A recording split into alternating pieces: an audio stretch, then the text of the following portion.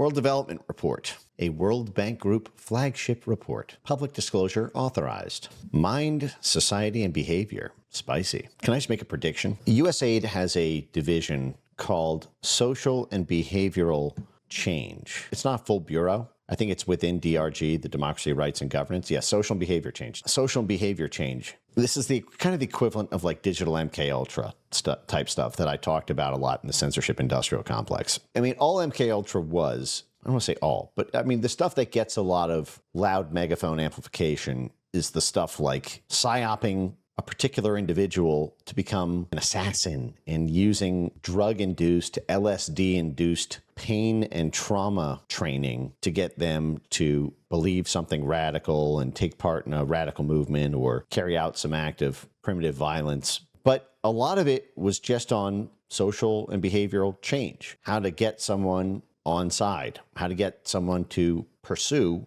a thing that you want them to pursue, which is classically hearts and minds work, soft power. It is bread and butter. Every soft power institution has social and behavior change as a linchpin core of the operation. If we want someone to vote for a particular candidate or against a particular candidate in a foreign country, we need to get their hearts and minds to believe something. We need to induce some social or behavioral change. And so a lot of inputs go into it to produce the outputs we want. Those inputs include things like funding the media organizations, funding the various legal advocacy institutions, paying off heads of local labor groups and workers groups, humanitarian NGOs and human rights NGOs, various forms of digital censorship to stop the spread of infodemics associated with the wrong behaviors. Yes, USAID's social and behavior change apparatus is the agency's institutional capacity for using behavior science communications, social norm interventions, community mobilization, and related techniques to change what populations actually do. So like, for example, vaccine hesitancy. You're exhibiting the behavior of being hesitant about getting a vaccine. How do we remove their hesitancy so that they unhesitatingly take whatever expired Pfizer vaccines we're shipping through Gavi to some godforsaken country? Or it could be the scourge of populism, right-wing populism. What kind of social and behavior changes can we induce? And if you think about what the World Bank is, I believe the World Bank is the world's largest lender. Is that right? World's largest lender? Give me a 101 on that. Why did I hear that before? Yes, the World Bank is routinely described as the world's largest multilateral development lender bank. Not literally the largest lender, it's the largest development bank. Its main lending arm, the IBRD, is the largest multilateral development bank in the world. The World Bank was created at Bretton Woods in 1944, before World War II was even over. The Allies came together, International Bank for Reconstruction and Development, came together, our new monetary system for when we come out of this World War. This is like one of the central crux institutions associated with the rules-based international order and the like. Think of it as a government-owned global development bank. Countries are its shareholders. It raises enormous amounts of money in financial markets and lends that money to governments for development projects and policy programs. And a lot of countries in the world depend on the World Bank for their financial solvency. That is, they would go bankrupt without their next World Bank or IMF loan disbursement. And so because of that, they have to do what the World Bank tells them to do. I always think of it like that scene in Game of Thrones, Iron Bank. Please, sit. How much wheat and barley and beef and pork do you produce on Dragonstone to feed your 4,000 ships? More than any man living. We're going to build up to this, and this is just the slow burn kind of start of it. It's going to be a little bit of a long and winding road, but what we're going to see is this fusion of these World Bank-sponsored music festivals and the participation of the most fuck the system, man, hardcore, rapping-ass rappers sort of folded in line with the World Bank, sort of became instruments of statecraft for initiatives pushed by the World Bank. And when I think World Bank, I think economic soft power, and I think about how basically debt dependency by various stakeholders and governments forces countries and governments and movements to put a cap on their own sovereignty, as they absolutely must have enough money to be solvent. And so therefore, no matter what they want to do with their government, they have to do what the World Bank says first in order to make sure they have enough money to do what they want to do. So if the World Bank imposes preconditions on receiving disbursements of their loans, they have to do what the World Bank says. So if the World Bank tells you to trans your kids, or the World Bank tells you to stop using hydrocarbons, stop using oil and gas, if the World Bank tells you you need media literacy programming, well, you need that money. So it's negotiations with the World Bank are a different thing than bilateral negotiations with a independent third-party country. China and India want to do a deal. Each has leverage in terms of what they want or don't want, but at the end of the day, they can kind of walk away from each other. You can't walk away when you need the money to survive. And what you see is the best aspirations of aspiring politicians with the promises that they make to their constituents are often capped by what the actual state of the books of the country are. Does that make sense? So there's some scenes in Game of Thrones with this where you see that dependency on empires to borrow money or to repay debts that impacts their ability to conduct military operations or to pay their police officers to quell a coup. So I'm just going over this note. Let's just take a little bit of time, then we'll get to the document Spiral did, and then we'll get into the OTI music industry, and then we'll circle back to the intersection between the World Bank and the music industry, just because it's fun. Okay, the International Bank for Reconstruction and Development, the IBRD, loans mostly to middle-income and credit-worthy countries like Brazil, India, Indonesia, Turkey, Argentina. And the International Development Association is for the super poor countries. Now, what's interesting here is it lists Brazil as the first one. And I don't know if that's because Brazil is the largest debtor. Let's see. Why would Brazil be first and Argentina last? Argentina is the largest debtor to the IMF, who are the top 10 biggest debtors to the World Bank and IMF, respectively. My understanding, the primary difference between the World Bank and IMF is like IMF is more short-term and World Bank's more long-term, but they're both sort of one conjoined institution. And I always give the example of John F. Kennedy's Pentagon chief became the World Bank chief. Kind of the ultimate blobster to bankster story, Robert McNamara. Yeah, he was Secretary of Defense, head of the Pentagon from 61 to 68, and then became president of the World Bank in 81, 10 years later. I think very much of it as being a hard power, soft power, so it's a sort of connected. One of the first things that we do to rattlesnake a geopolitical adversary is to cut off their sources of funding, cut off their sources of lending. I want to see where Brazil ranks, because one of the things that has been this big question, why did the first Trump administration, unbeknownst to the first Trump administration, oust Bolsonaro from Brazil? The Trump White House loved Bolsonaro, but the Trump State Department and the Trump USAID ran a 4-year operation to get Bolsonaro out. How do you explain those things? Bolsonaro, Trump. This was the big bromance, the Trump of the tropics, they called Bolsonaro. So while they had this big bromance, why were effectively large, powerful, influential cells at the State Department and USAID funding tens of millions of dollars to get this guy out, even though their boss, POTUS, wanted him in? Well, there are a couple of reasons. But you understand why Democrats didn't want this guy, right? Democrats said he's Trump-aligned. He's therefore a fascist. He doesn't like gay people. He's far right. You understand why Democrats would want him out. And no doubt, the Democrats did ratchet it up, the ops against Bolsonaro. Again, Bolsonaro came into office in October 2018 and then lost the election to the left-wing Lula in October 2022. So you had 2 years of Trump and then 2 years of Biden, comprising Bolsonaro's 4 years in office. But the story of the operation against Bolsonaro did not start in 2021 when Biden came into office. Just like the story of the censorship industrial complex did not start in 2021. We were all censored during COVID-19, which if you check your calendar was during the first Trump administration. We were all censored in 2018, talking about the border wall, or talking about immigration policy, or talking about crime statistics. Trump supporters were censored under that. And it was the first Trump government doling out those grants. Now, again, Trump was just kind of learning the ropes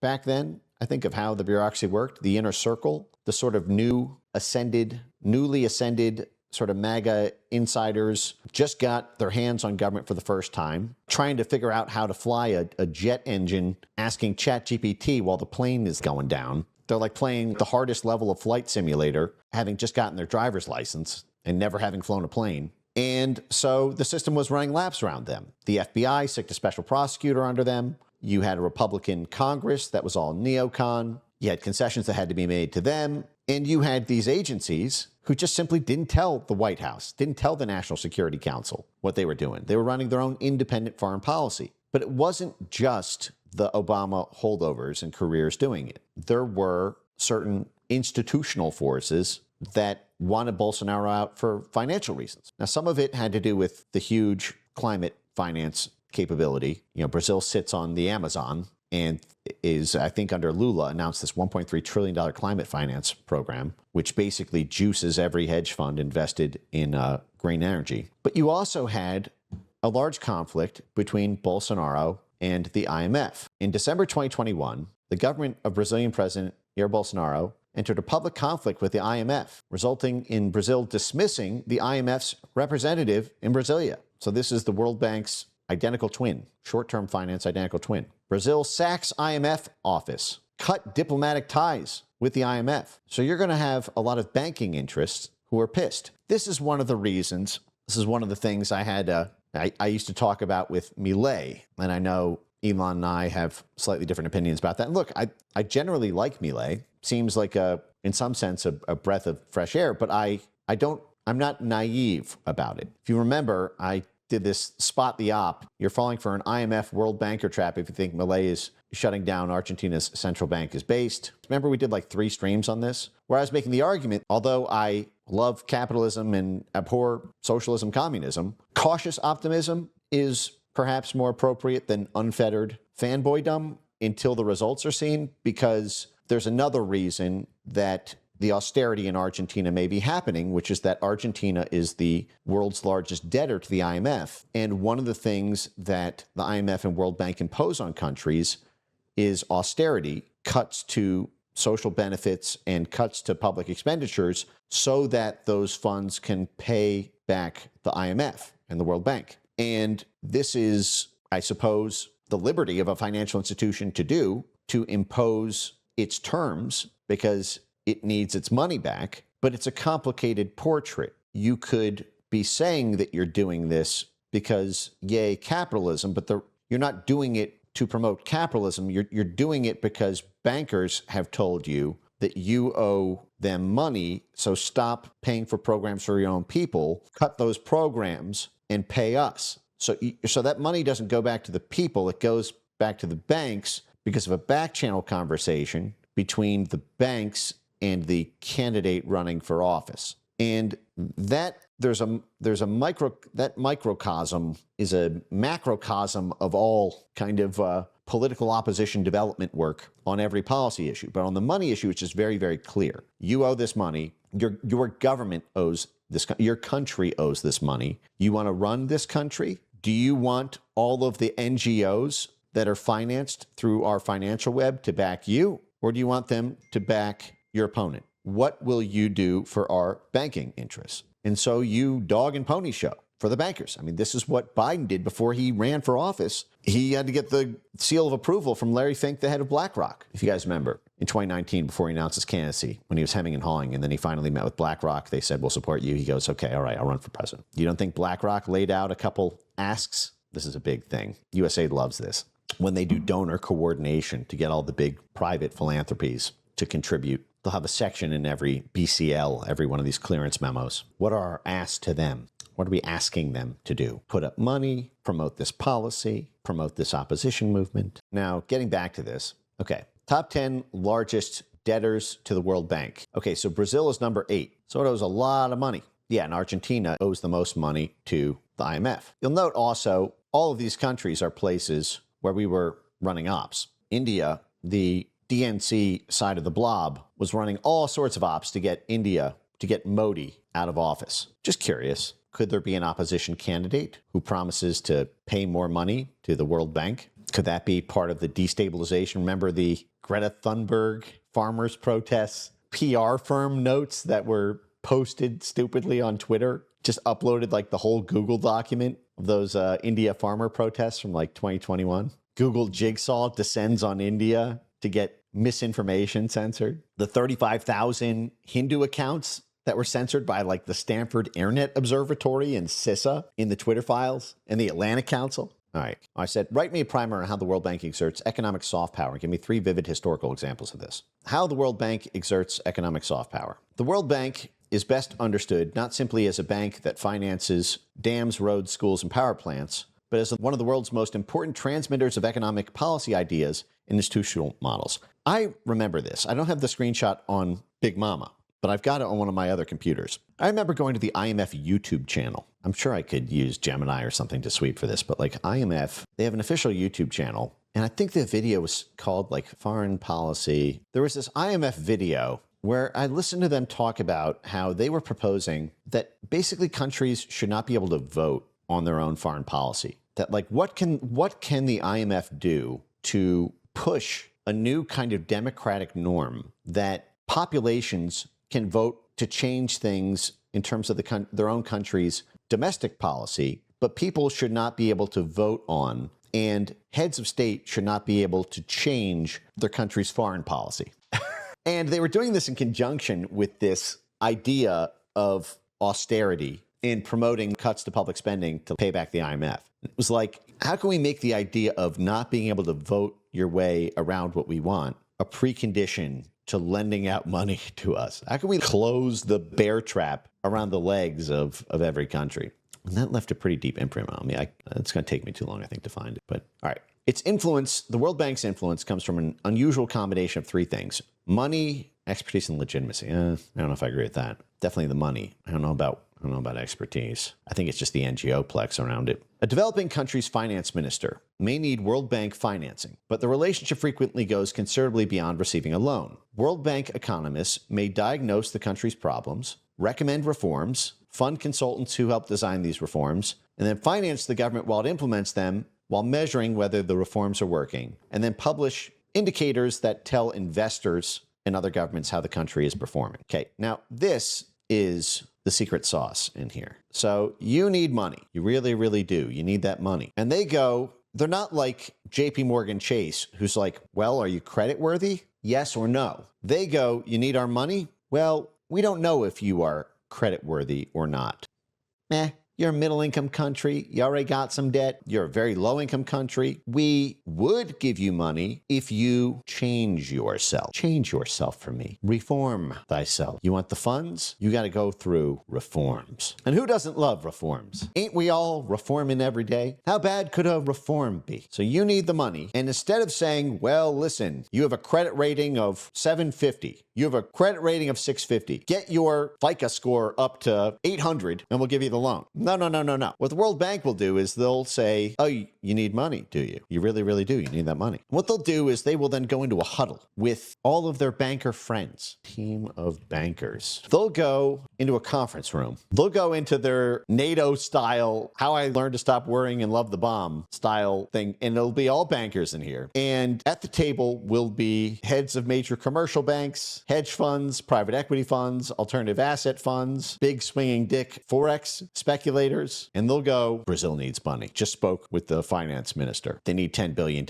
And banker A, sitting at this, dude walks in the room. Yo, what up, guys? Yeah, and they're like, yo, World Bank president showed up. We're back again, boys. Brazil needs that money. What reforms do you want me to put them through to maximize your investments at Apollo, your investments at Bridgewater, your investments at BlackRock, your investments at Cerberus? Just the list goes on. And he goes, well, Brazil, I have a $5 billion investment in ethanol-based fuels that can replace diesel, but my investment is only doing that. If you put them through a clean energy reform that imposes a mandate to buy my ethanol-based fuel rather than diesel so that all the truckers buy my shit instead of my market competitors, I will make a shit ton of money. If you put them through an energy reform, this guy will say, we've just started a new microfinancing department. And we're trying to scale it up. Brazil's got 220 million people. A lot of them are low income with very few current bank services. If you force banks in Brazil to loan to uncreditworthy low income people with no credit history as part of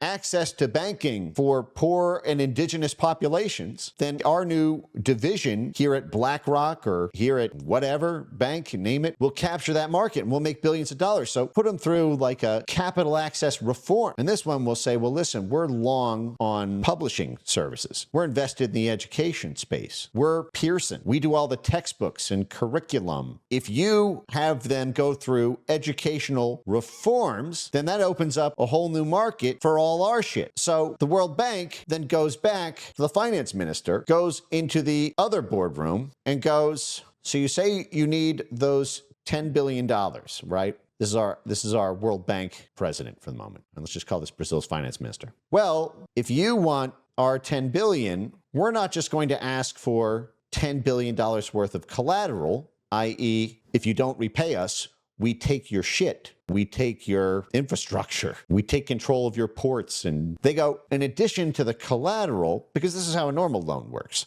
Okay, you have a not great credit rating. We don't trust you to repay. The worse your credit history, the more you got to put up in collateral, the more we got to be able to seize if there's not payment. But they say, listen, I don't know, your currency could drop like a stone and that collateral could become worth a lot less than it is today. If you want us to put up the investment, you need to go through these reforms. And what you will hear in the media is that these are democratic reforms. No, to get this 10 billion, you got to trans your kids, stop using oil or coal. You got to empower these like weird indigenous groups and give them autonomous zones in the Amazon. And the official answer looks like pure shitlibbery. And you go, well, I guess that's what they think democracy is. But no, actually what it really is, this is just donor, dealer, drafter class investment sweeteners. It is just molding the cookie into the shape where it can be eaten. Does that make sense? This is very similar to what we talked about in Venezuela with the rule of law and making it investable. And what we talked about with Iran, making it investable. What we talked about in Iraq, making it investable. Now, part of this is because it is a funny thing if you think about loans.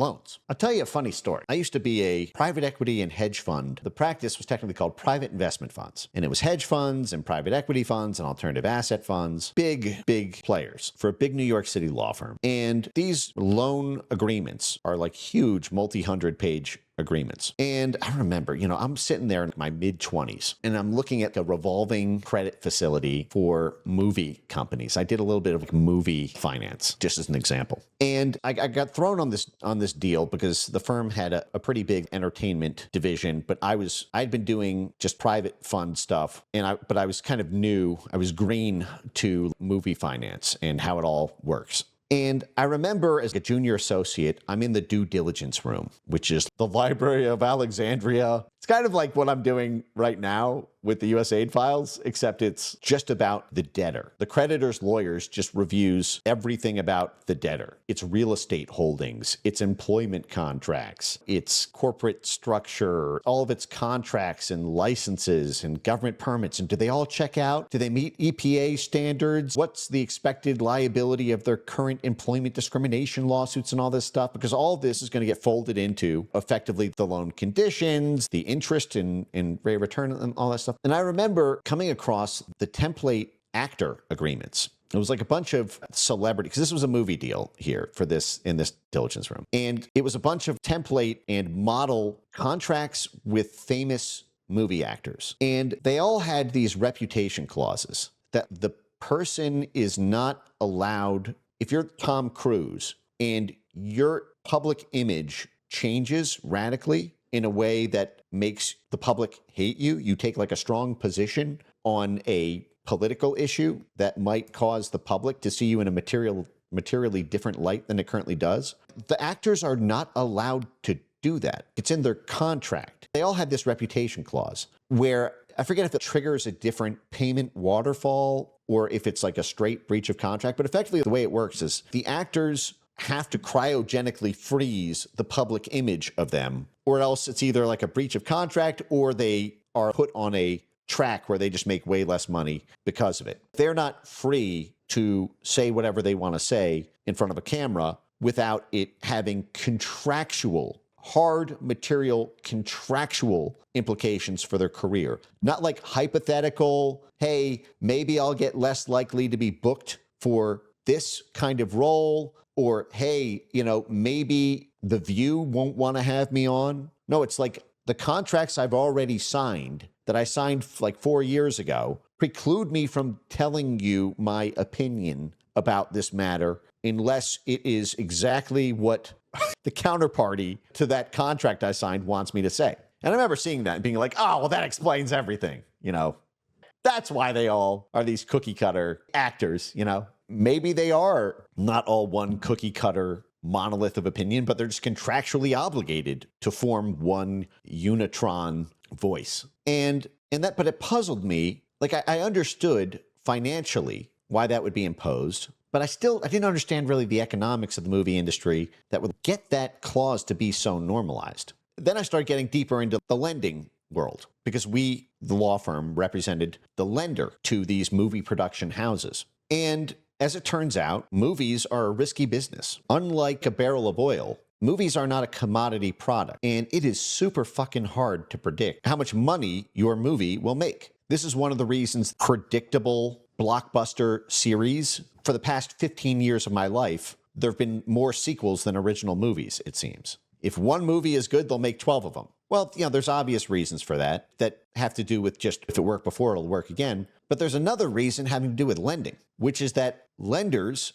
if you want to get that movie made, lenders will give you a better rate. They'll charge less interest. They'll impose fewer terms if they are more certain that that money will be repaid. If you're a brand new director, it's your first movie, if it is not Marvel or Superman or Batman or Spider-Man, if it's a concept film, what's like a recent example, Obsession, then it's really fucking hard to raise money for it without 20% interest and your pet pigeon is put up as collateral. Your left foot is put up as collateral. If you can't repay, they own your life. They take your firstborn son. And everything runs on debt. Borrowing money, if you think that if you borrow $1 million, you'll make $2 million, then it's better to borrow $1 million than it is to put it in treasury bills and earn 1% and end up a year later with $1,001,000 rather than $2 million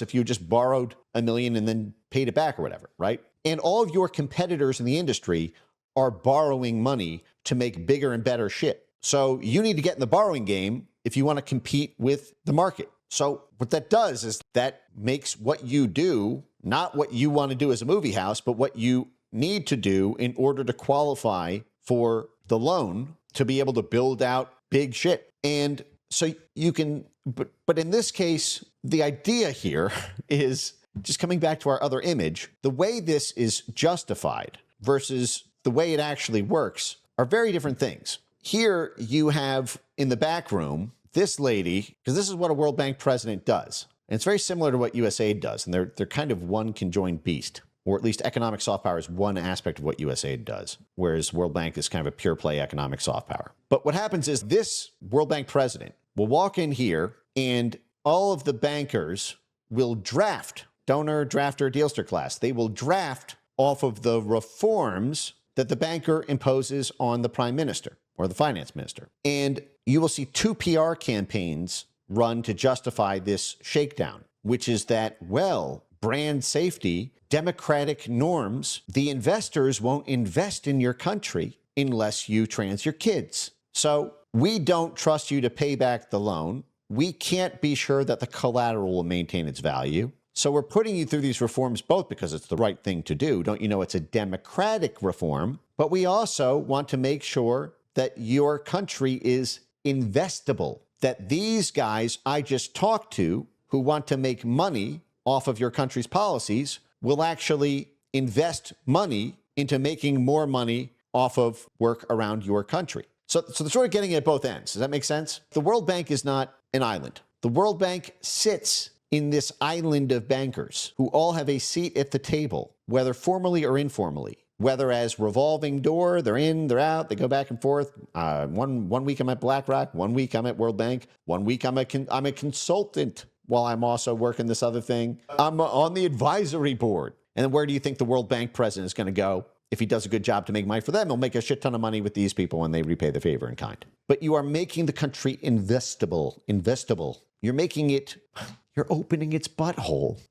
Democratic backsliding, if you remember, the whole point was we're opening you up so that the donor, dealster, drafter class can come in, shove a drill through it, extract, and take all your shit. And it has nothing to do with democracy. And it's got nothing to do with international best practices. It has to do with making money for the people in this room. And this is also why you have this, for democratic backsliding, this is how you have the Open Society Foundation and this open society concept so closely associated with the hedge funds. The Open Society Foundation to stop democratic backsliding. Who's it run by? One of the world's biggest hedge fund managers, George Soros. It's the same thing with all these foundations. It's all hedge funds and private equity funds and Forex speculators. The reforms they push for are to profit the portfolio companies or the investments they already have so that they yield a lot more money. And they use economic dependencies of foreign countries or governments in order to force those reforms through.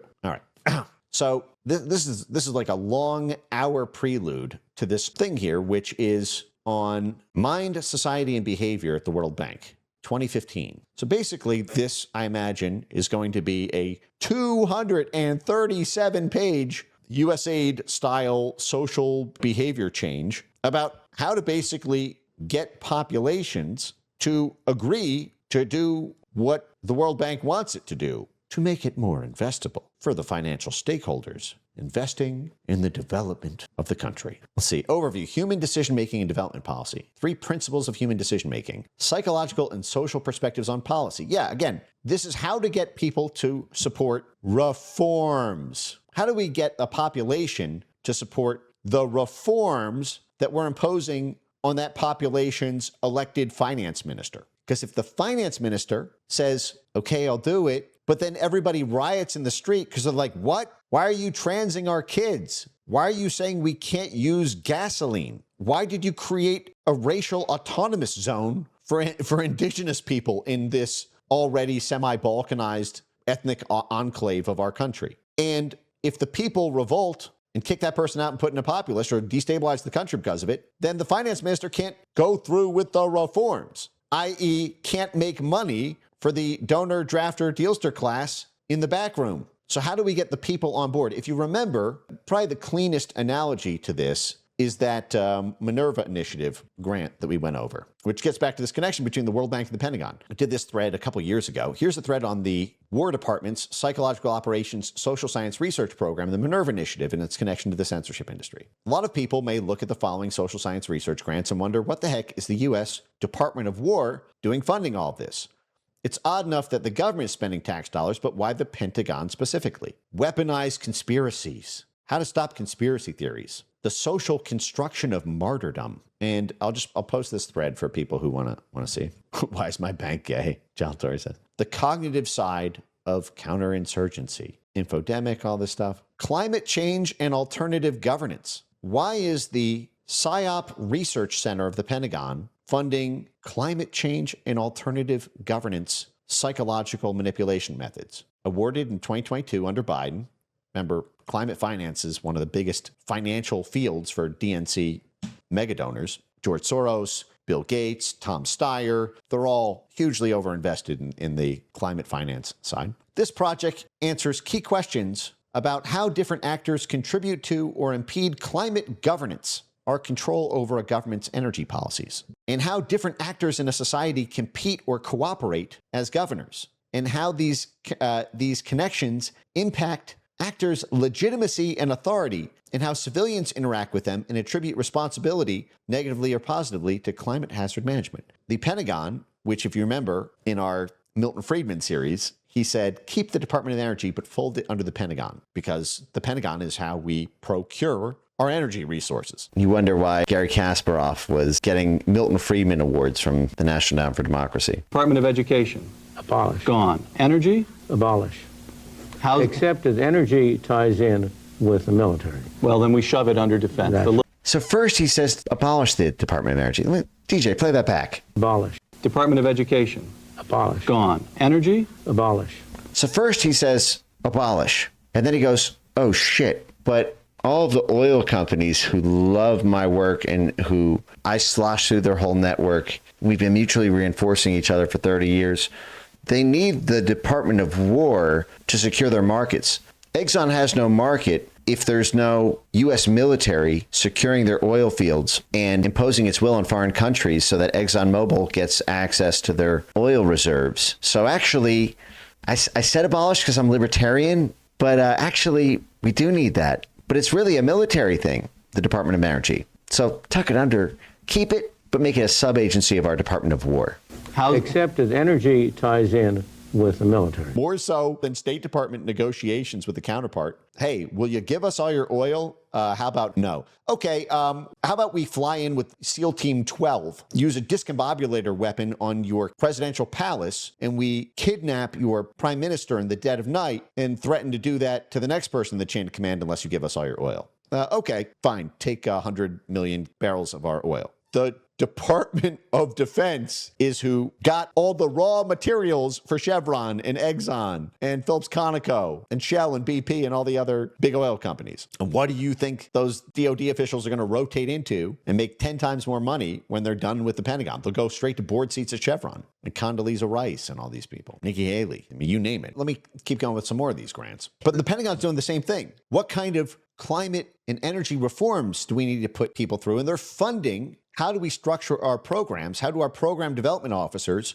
fund NGOs to exert influence on the local populations so that when we impose this shit on their leaders, their people don't revolt? They don't challenge our policy. Post-conflict security structures and citizen buy-in. After we successfully pull off a color revolution or orchestrate a military coup, how do we get the citizens to buy in to our installed puppet government? We just overthrew Bashar al-Assad's government in Syria in 2024. How do we get the Syrians to buy in to our newly installed leader?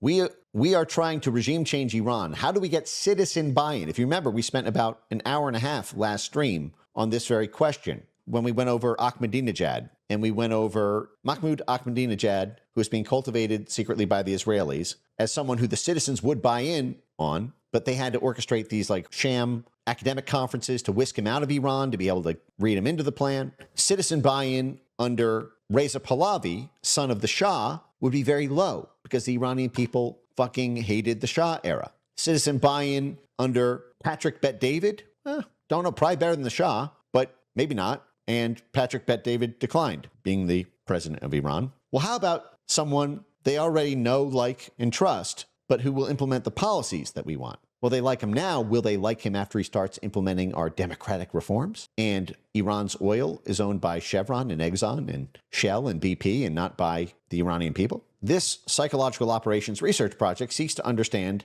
how to stabilize those precarious moments when the state needs to reestablish itself as the accepted authority, when the state needs to establish itself or re-establish itself. I love the re here. If we just pulled off a coup, our new puppet government has to establish itself. If we've reinstalled a leader in exile, like we did with Aristide in Haiti, we couped Aristide out of office, then we couped him back into office in Haiti when the next guy turned out to be worse. So sometimes we need to reestablish as the accepted authority. Remember Jacinda Ardern in New Zealand? As the single source of truth on COVID, particularly on the emergence of post-conflict security structures, state reforms, not just about on military policy or security agreements, but state reforms. Coming back to our image, reform. Coming back to our other image, the HR lady, congratulations. Back to our USIP streams. The HR lady who congratulates you at the end of the U.S. Institute of Peace-backed coup. Make sure that your president has previously worked for the World Bank. Make sure that there is a international private enterprise coalition from the U.S. Chamber of Commerce who determines the economic policy of your country. Throw in a couple Harvard-trained economists and just do everything that your advisors tell you to do, or that is in a Red Lines memo from a USAID-funded NGO consortium, and we'll call that good governance. Just do everything you're told like a good little boy. But don't try to exercise any sort of national autonomy, or else we'll say that you've gone through democratic backsliding, and now you need to open your butthole. The term good governance involves a process that is informed and to a degree monitored by and ultimately serves all members of society. To see who rules over you. This rules over you.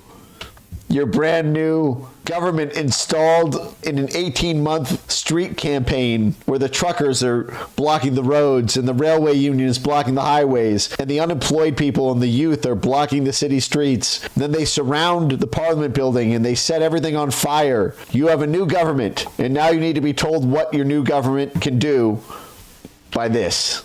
All that work, and this is who rules over you.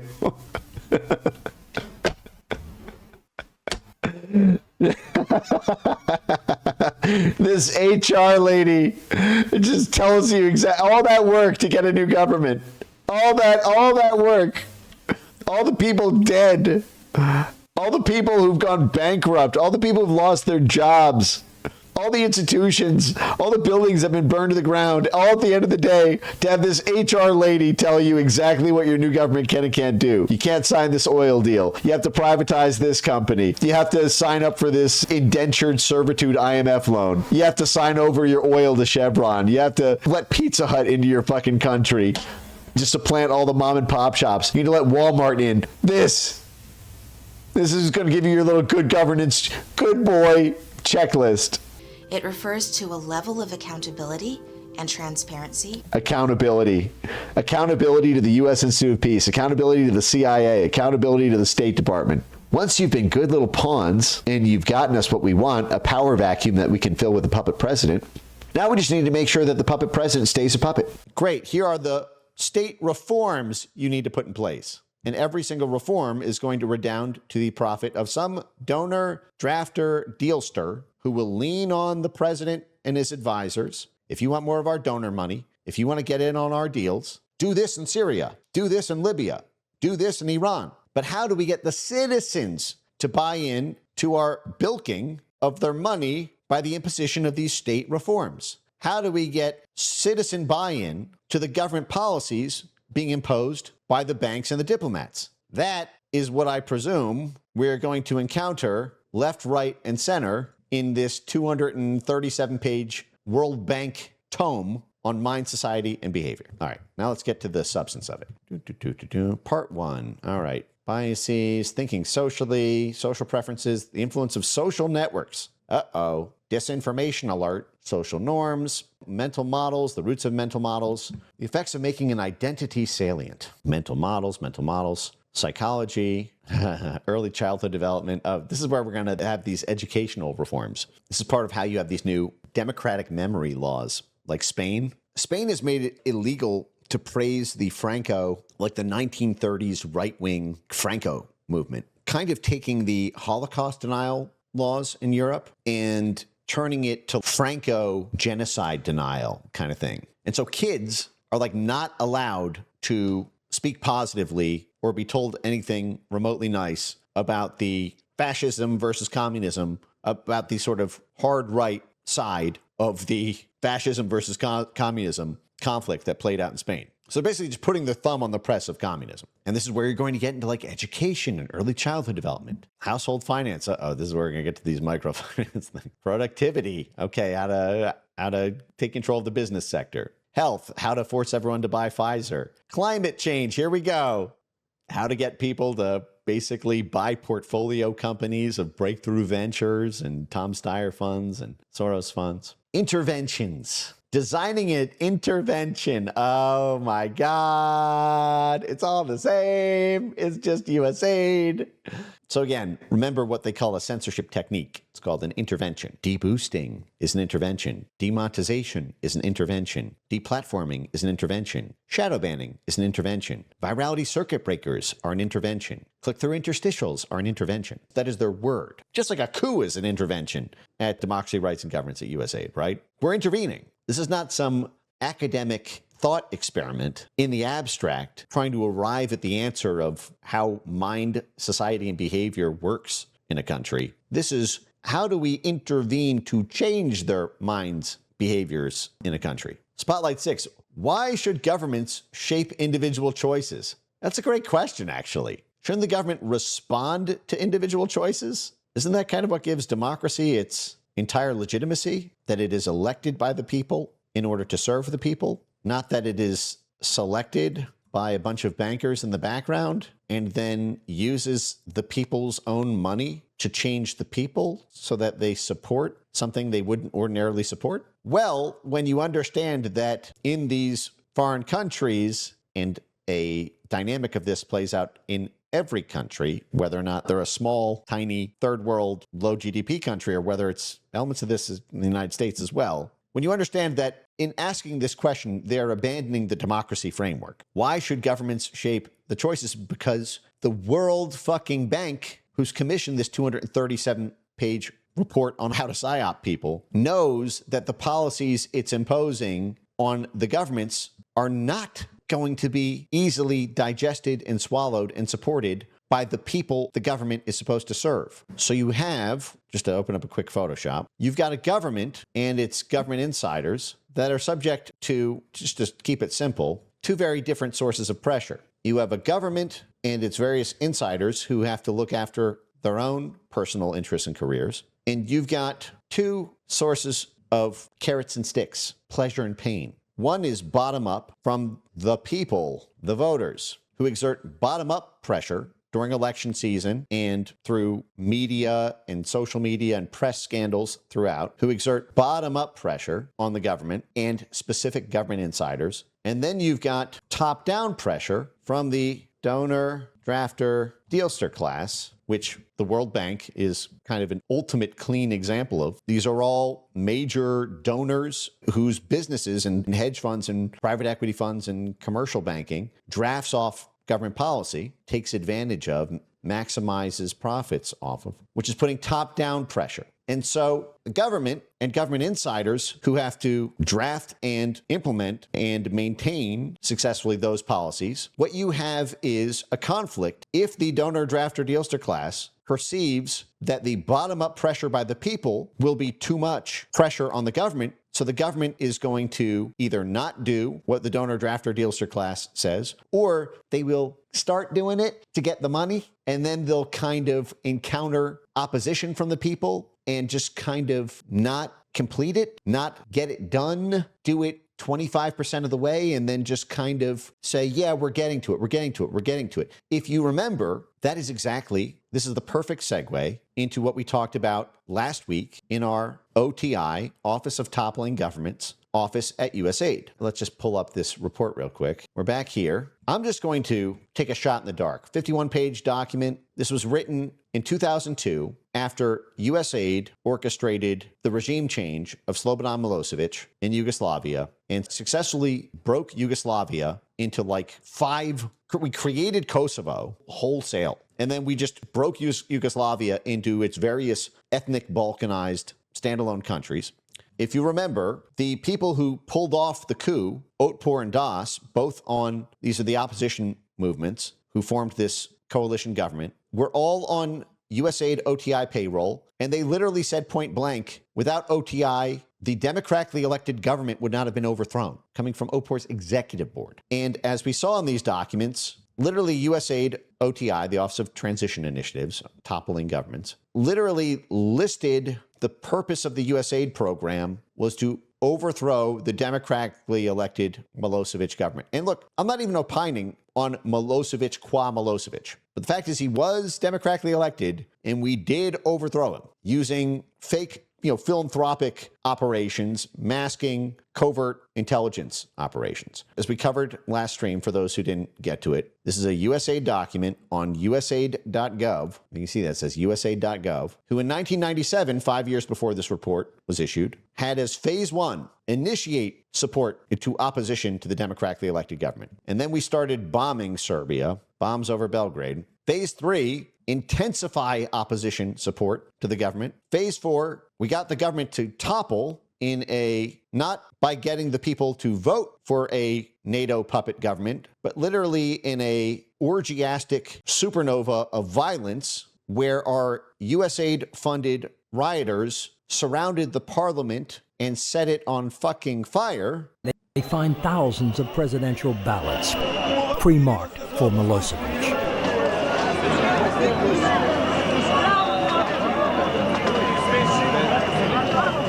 Well, this is January 6th. USAID orchestrated January 6th in Yugoslavia and Serbia.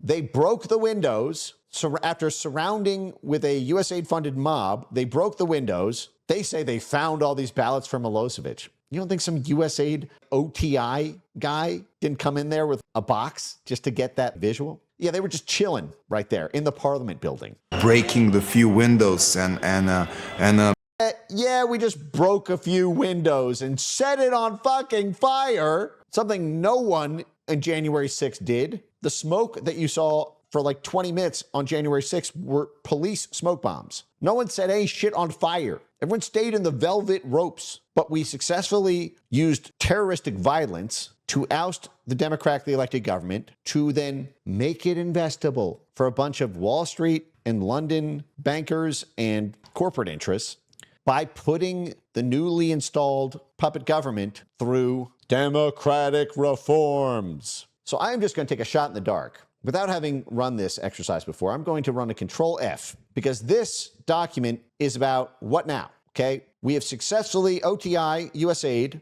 has successfully overthrown the government. We have completed the first 5 phases of operation. We have astroturfed an opposition movement to the government. We've built it up. We have now toppled the government and installed the opposition. Okay, this ruins the punchline, because I was going to, without even reading this, just Control F for the word reform. What is the final phase? Now that we have a newly installed puppet, how can we increase the pace of them completing the reforms? What do you think, USAID says, we funded you for, Oatpour? What do you think we funded you for, DAS? You think this is a fucking charity? Why do you think we installed you as the president? Because you've got a winning smile? No, we chose you 5 years ago, and we funded you to overthrow the government so that when you became the new government, you would put through these reforms that pay off my donor drafter dealster class. I was just going to run, this is a 51-page document. I'm just going to run shot in the dark. In fact, let me put on some music. I want your guesses in chat. I have no idea, but I'm going to run a Control F and for the word reform. While I put on some more Creedence Clearwater, just look alive in the chat and let me know take a guess. How many times do you think the word reform is going to be used in a 51-page USAID document about how they overthrew the government and what to do next? Actually, we're not going to do Creedence. We're going to do cover of Johnny Cash. This is Johnny Cash. When I was just a baby, my mama told me, son, always be a good boy, don't ever play with guns. Hey, I'm actually going to run a quick research note while I play a couple more covers of this. And I let a lonesome whistle blow my blues away.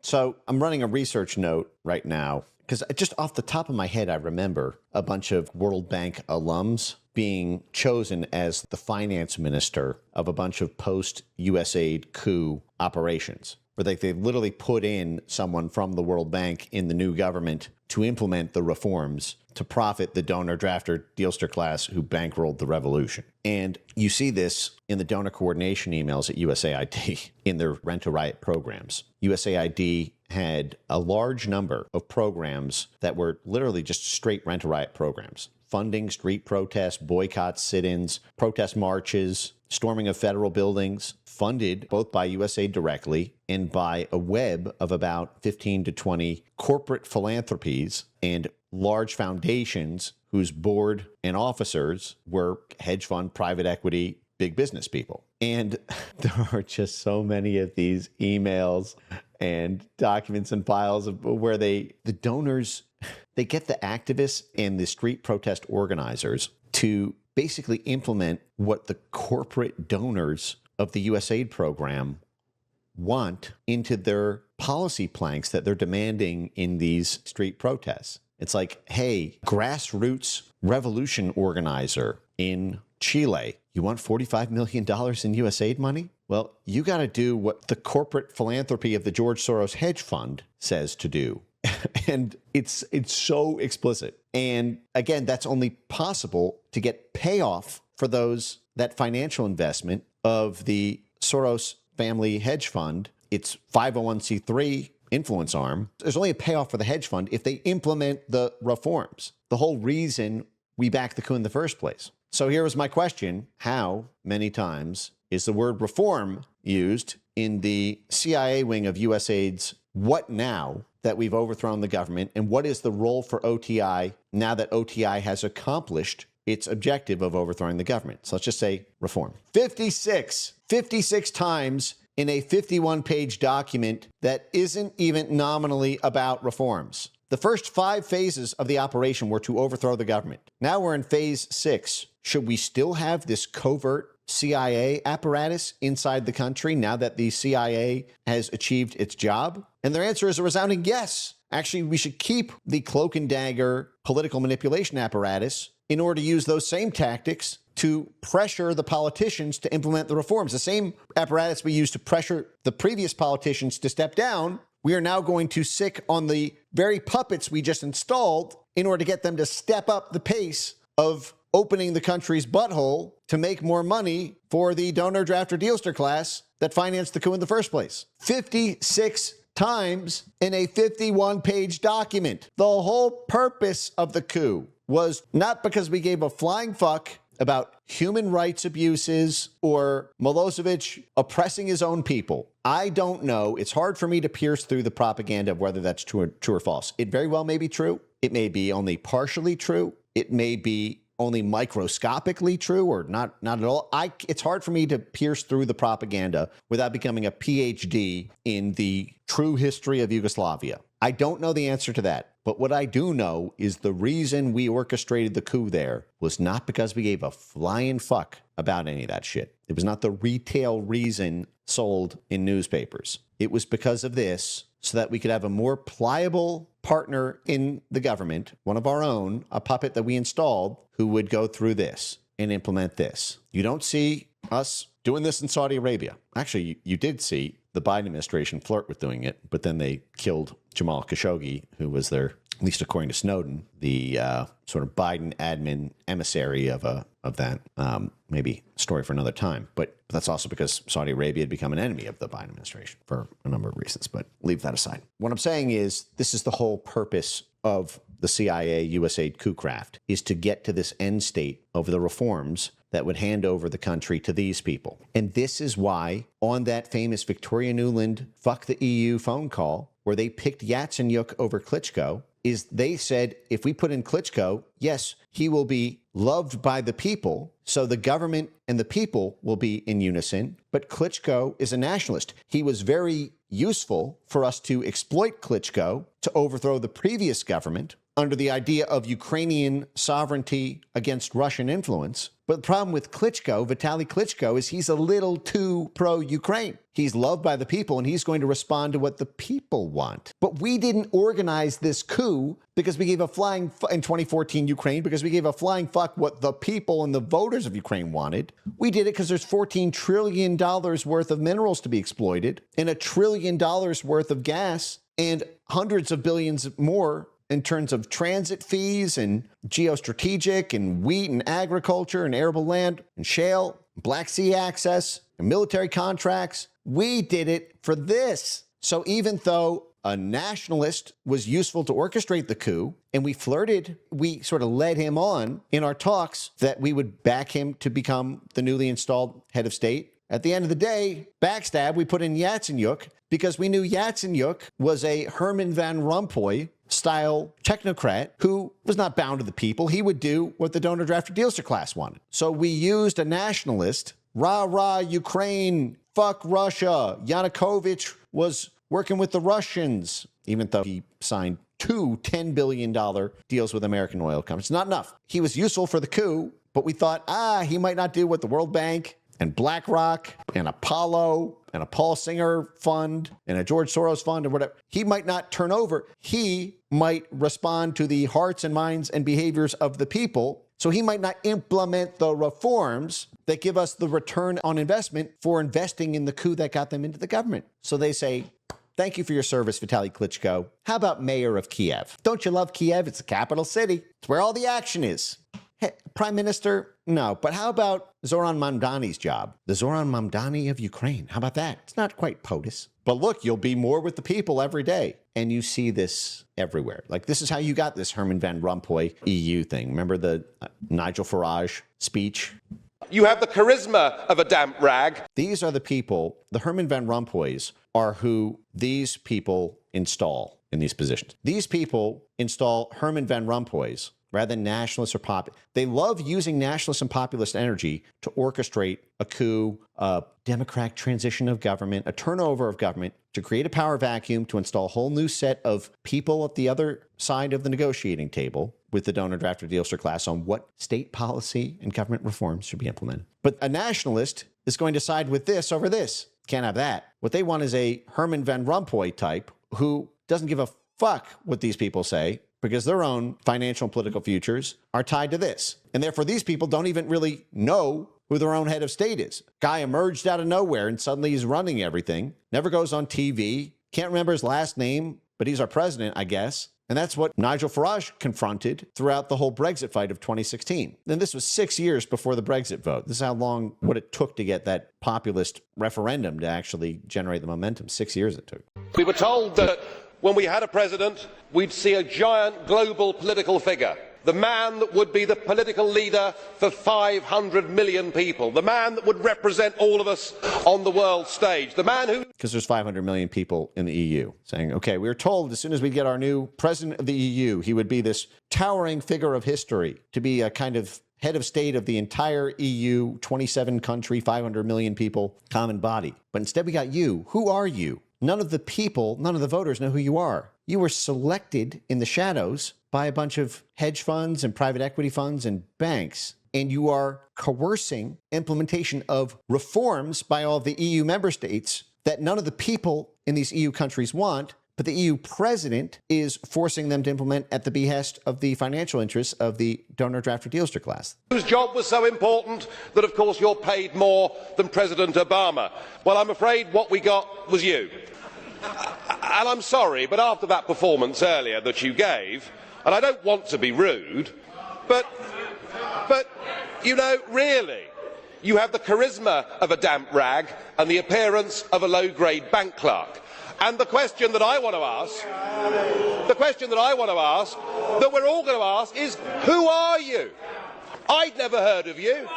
Nobody in Europe had ever heard of you. I would like to ask you, President, who voted for you? And what mechanism? Oh, I know democracy is not popular with you lot. And what mechanism do the peoples of Europe have to remove you? Is this European democracy? Well, I sense, though, that you're competent and capable and dangerous, and I have no doubt that it's your intention to be the quiet assassin of European democracy and of the European nation states. You appear to have a loathing for the very concept of the existence of nation states. Perhaps that's because you come from Belgium, which of course is pretty much a non-country. But since you took over, we've seen Greece reduced to nothing more than a protectorate. And again, Greece was put through economic reforms. Remember, this was the whole pigs economic collapse. The whole Greece was basically, they had Mario Drago, and this is what precipitated the migrant crisis of 2013 and all of this. Sir, you have no legitimacy in this job at all, and I can say with confidence that I can speak on behalf of the majority of the British people in saying we don't know you, we don't want you, and the sooner you're put out to grass, the better.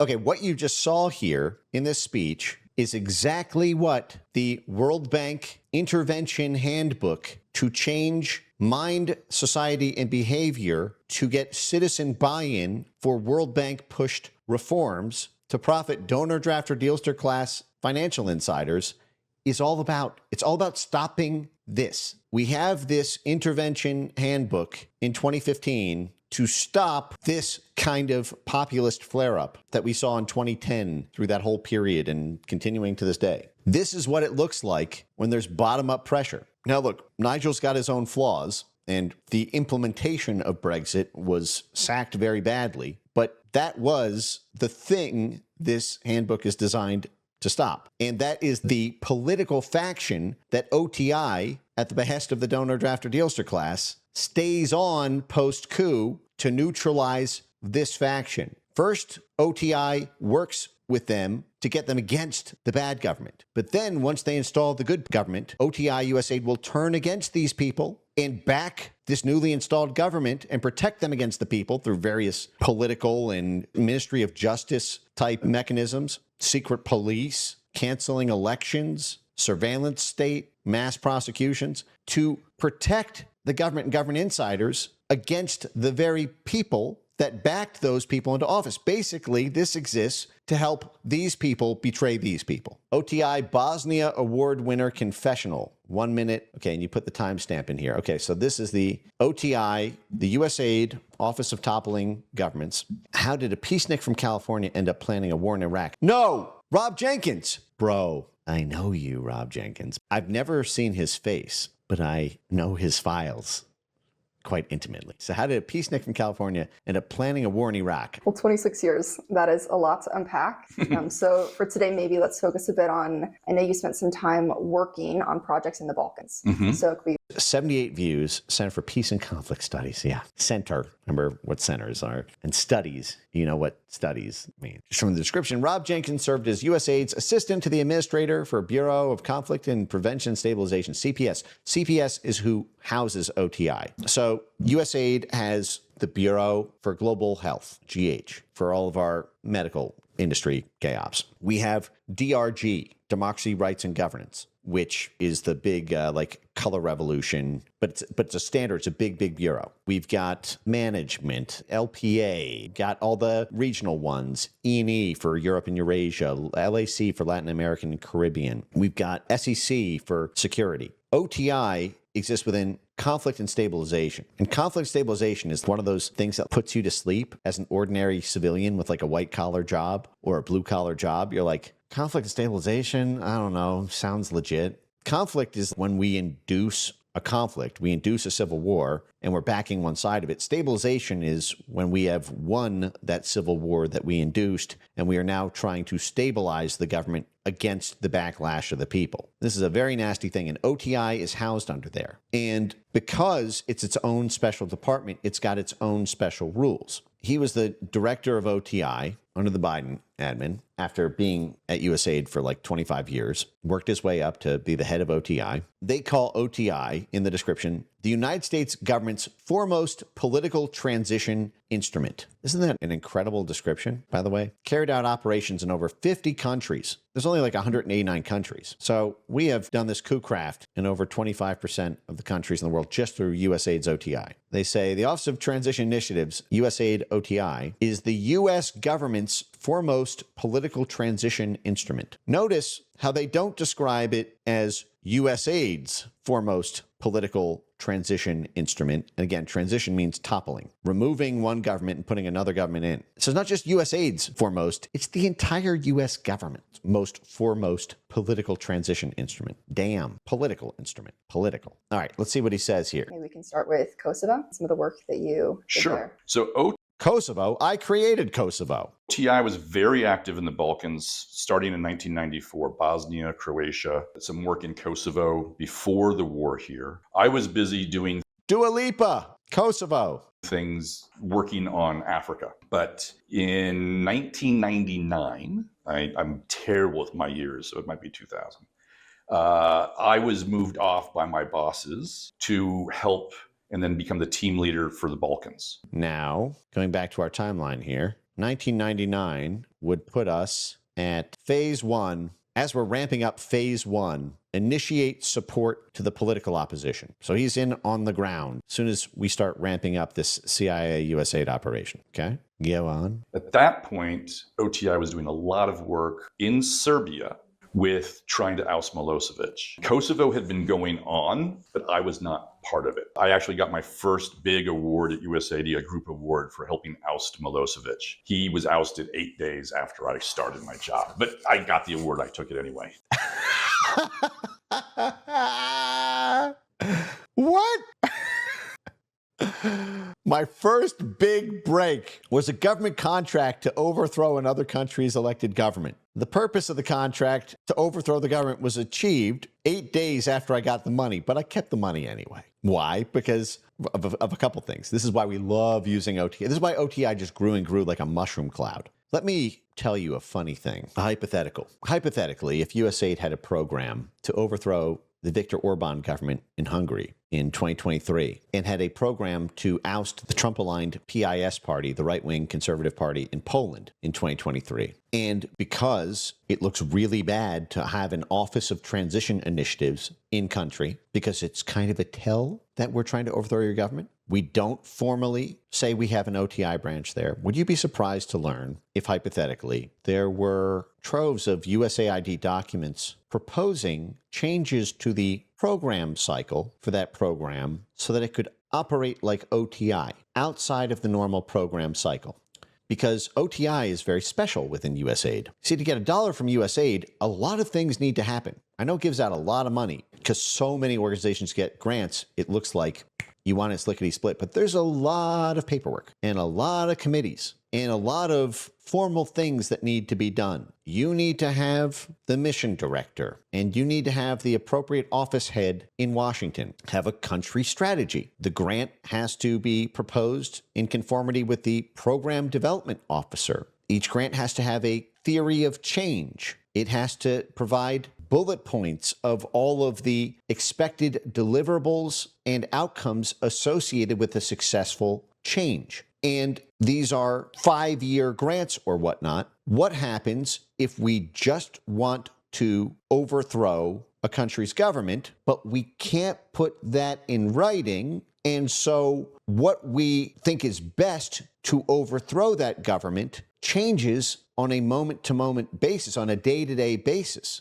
Today, helping to overthrow the democratically elected government, it would be useful to create a big media campaign. But now the media campaign is going, and actually, we want to capitalize on this media campaign by paying a bunch of judges and paying a bunch of prosecutors and paying a bunch of constitutional lawyers, the Professional Association of the Lawyers Guild, to put this person in prison who's attacking this media campaign. Or we want to host a music festival to popularize the messaging as part of our campaign. Well, if the grant was just we want to promote independent media in Poland. Well, now it's outside the scope of the grant if you want to speedily just pay off the judges this week, pay off the prosecutors, pay off the labor leaders, organize a music concert. OTI operates outside of the program cycle. It does not have to have one thing that the grant is designed to do. It is a flexible, rapid response mechanism. It operates the way the CIA does. Because grants can be subpoenaed, grants can be FOIA'd, they can't put in the grant that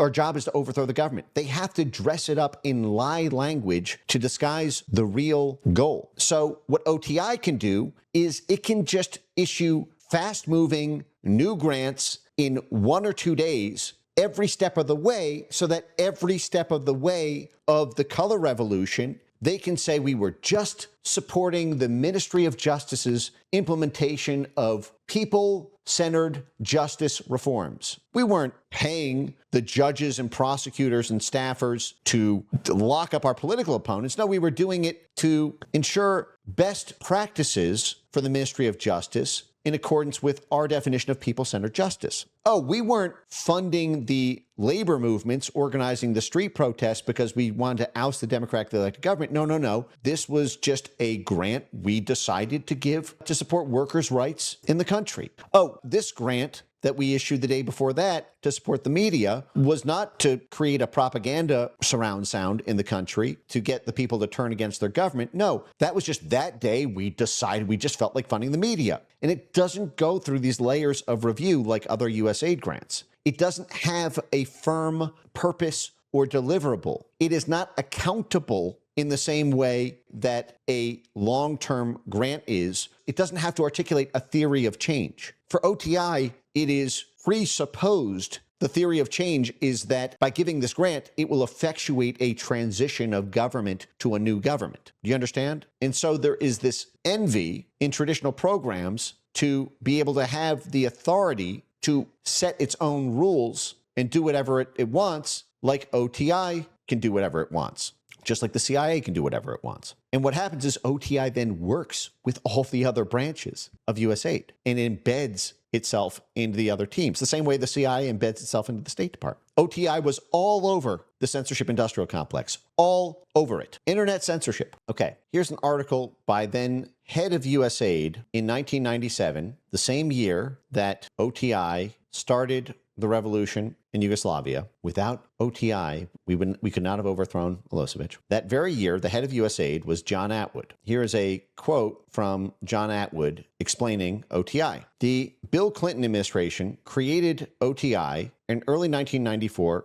as a mechanism for delivering fast, direct, and overt assistance in politically unstable countries. Of course, we were destabilizing them, but they kind of leave that out. Now, they say fast, direct, and overt. But my friends, this is more covert than the CIA. There's nothing overt about OTI. But you have to understand, I mean, it's in the fucking name, transition of government. But you have to understand, they can't say they're CIA. So they have to say the difference is when the CIA does it, it's covert. When we do it, it's overt. But this is why I'm explaining why they structure its own rule book for the program cycle. It's because every OTI grant, the grant will not say oust Yanukovych. It will not say oust Milosevic. It will not say oust Bashar al-Assad. It will not say oust Sheikh Hasina in Bangladesh. It will not say oust Viktor Orban in Hungary. It will not say oust the PIS party in Poland. It will not say oust Bolsonaro in Brazil. They'll say it in their emails. They'll say it in their group chats. They'll say it in their sensitive but unclassified strategy action memos. But it won't say it in the grants. It won't say it in the stuff that you can FOIA. What it will say overtly is OTI is funding the media today. And tomorrow, OTI is funding the labor groups. And the day after that, they're funding musicians and influencers. And the day after that, they're just funding LGBT groups. And the day after that, they're funding racial minorities. And the day after that, they're funding human rights. And the day after that, they're funding legal and policy and regulatory reform. But every one of those has a covert purpose, not covert within USAID. They all know what the purpose is at USAID, but covert to you, the public, and to anyone in the international community, so that if they get through FOIA a copy of what the grants are for, well, it's just for every element of our society. Not to turn the grant will not say overtly, the purpose of this grant is to turn your society against you. The grant will just say, we're capacity building this element to support its financial independence. It's going to be independent media, independent judiciary, independent trade and labor workforce. No, to make it independent of its own people so that it is dependent and controlled by the donor drafter class selecting the personnel at the U.S. government agency authorizing the grant to topple the government and then implement state reforms that profit the very donor drafter dealster class who financed the coup. And here's what John Atwood, the USAID administrator in 1997, shortly after OTI's creation, said. Tell me if this sounds familiar. 20 years earlier, the government might have directed the CIA to undertake covert action in such situations. In the 1990s, it should instead use overt mechanisms such as OTI. This is a direct quote from both founders of NED. Remember? But NED, they at least had the decency to structure it as a CIA cutout, 501c3 non-governmental organization. OTI is a straight up government agency saying we do CIA things, but we do it out in the open, but they don't do it out in the open. Just like NED doesn't do it out in the open. NED in 2021 literally stopped reporting all grants, even though it's in their charter that they're forced to, legally, because the State Department granted them a waiver from the fucking law so that they could do it all covertly. OTI is all covert. Would you be surprised to learn one day in the not so distant future that OTI would literally tell Facebook to ban accounts that doxed people working for OTI? And OTI would pressure Facebook to take down allegations that the OTI is adjacent to the CIA. You're not allowed to know who OTI people are. If you, a civilian, say they worked for OTI, what OTI would do is they would back channel with their contacts at YouTube and Facebook and Twitter and TikTok and say, take down this post. You're not allowed to know I covertly work for USAID, as if it's unmasking a fucking CIA person.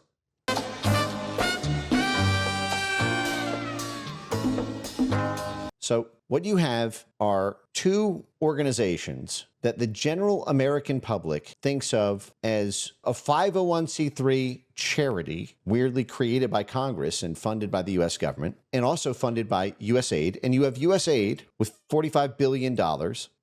Neither of these institutions, really until I started banging the drum on this a couple of years ago, are publicly associated or acknowledged to have anything fuck all to do with the Central Intelligence Agency. Here's NED founder and head of NED for like almost 40 years, Carl Gershman, to the New York Times in 1991. It would be terrible for Democrat groups around the world to be seen as subsidized by the CIA. That's why the endowment was created, to be able to fund groups that the CIA wants funded without the stigma of the money looking like it came from the CIA, because it's an overt grant just to support the media in the country, just to support the music and entertainment in the country, just to support the labor and the law and justice and the workers' rights and environmental reform. And it's just it's an overt grant. If that's all it was, why the fuck would the CIA fund it anyway? Really that, Riddler? Why would the CIA covertly fund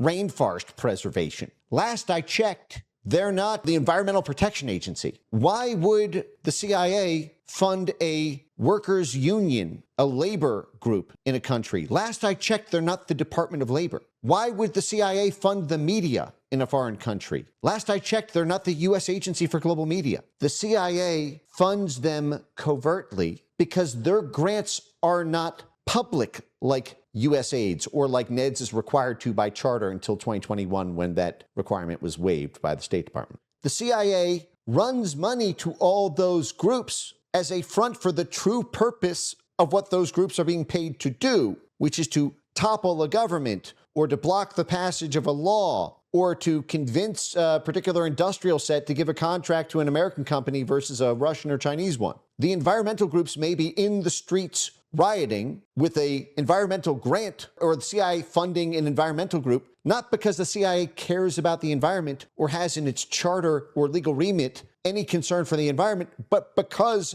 they're trying to block the Chinese from getting a metals and mining deal. And they're using the cover of an environmental protest to artificially create a bottom-up blockage of the government doing what they don't want done. And NED is funded by the State Department and USAID. Now, so that's NED, but NED's a non-governmental organization, a 501c3. One of the reasons that we couldn't do what we did with the U.S. Institute of Peace and regime changed their board of directors and presidents. It's the reason they still have the same president that they did Damon Wilson under the Biden admin.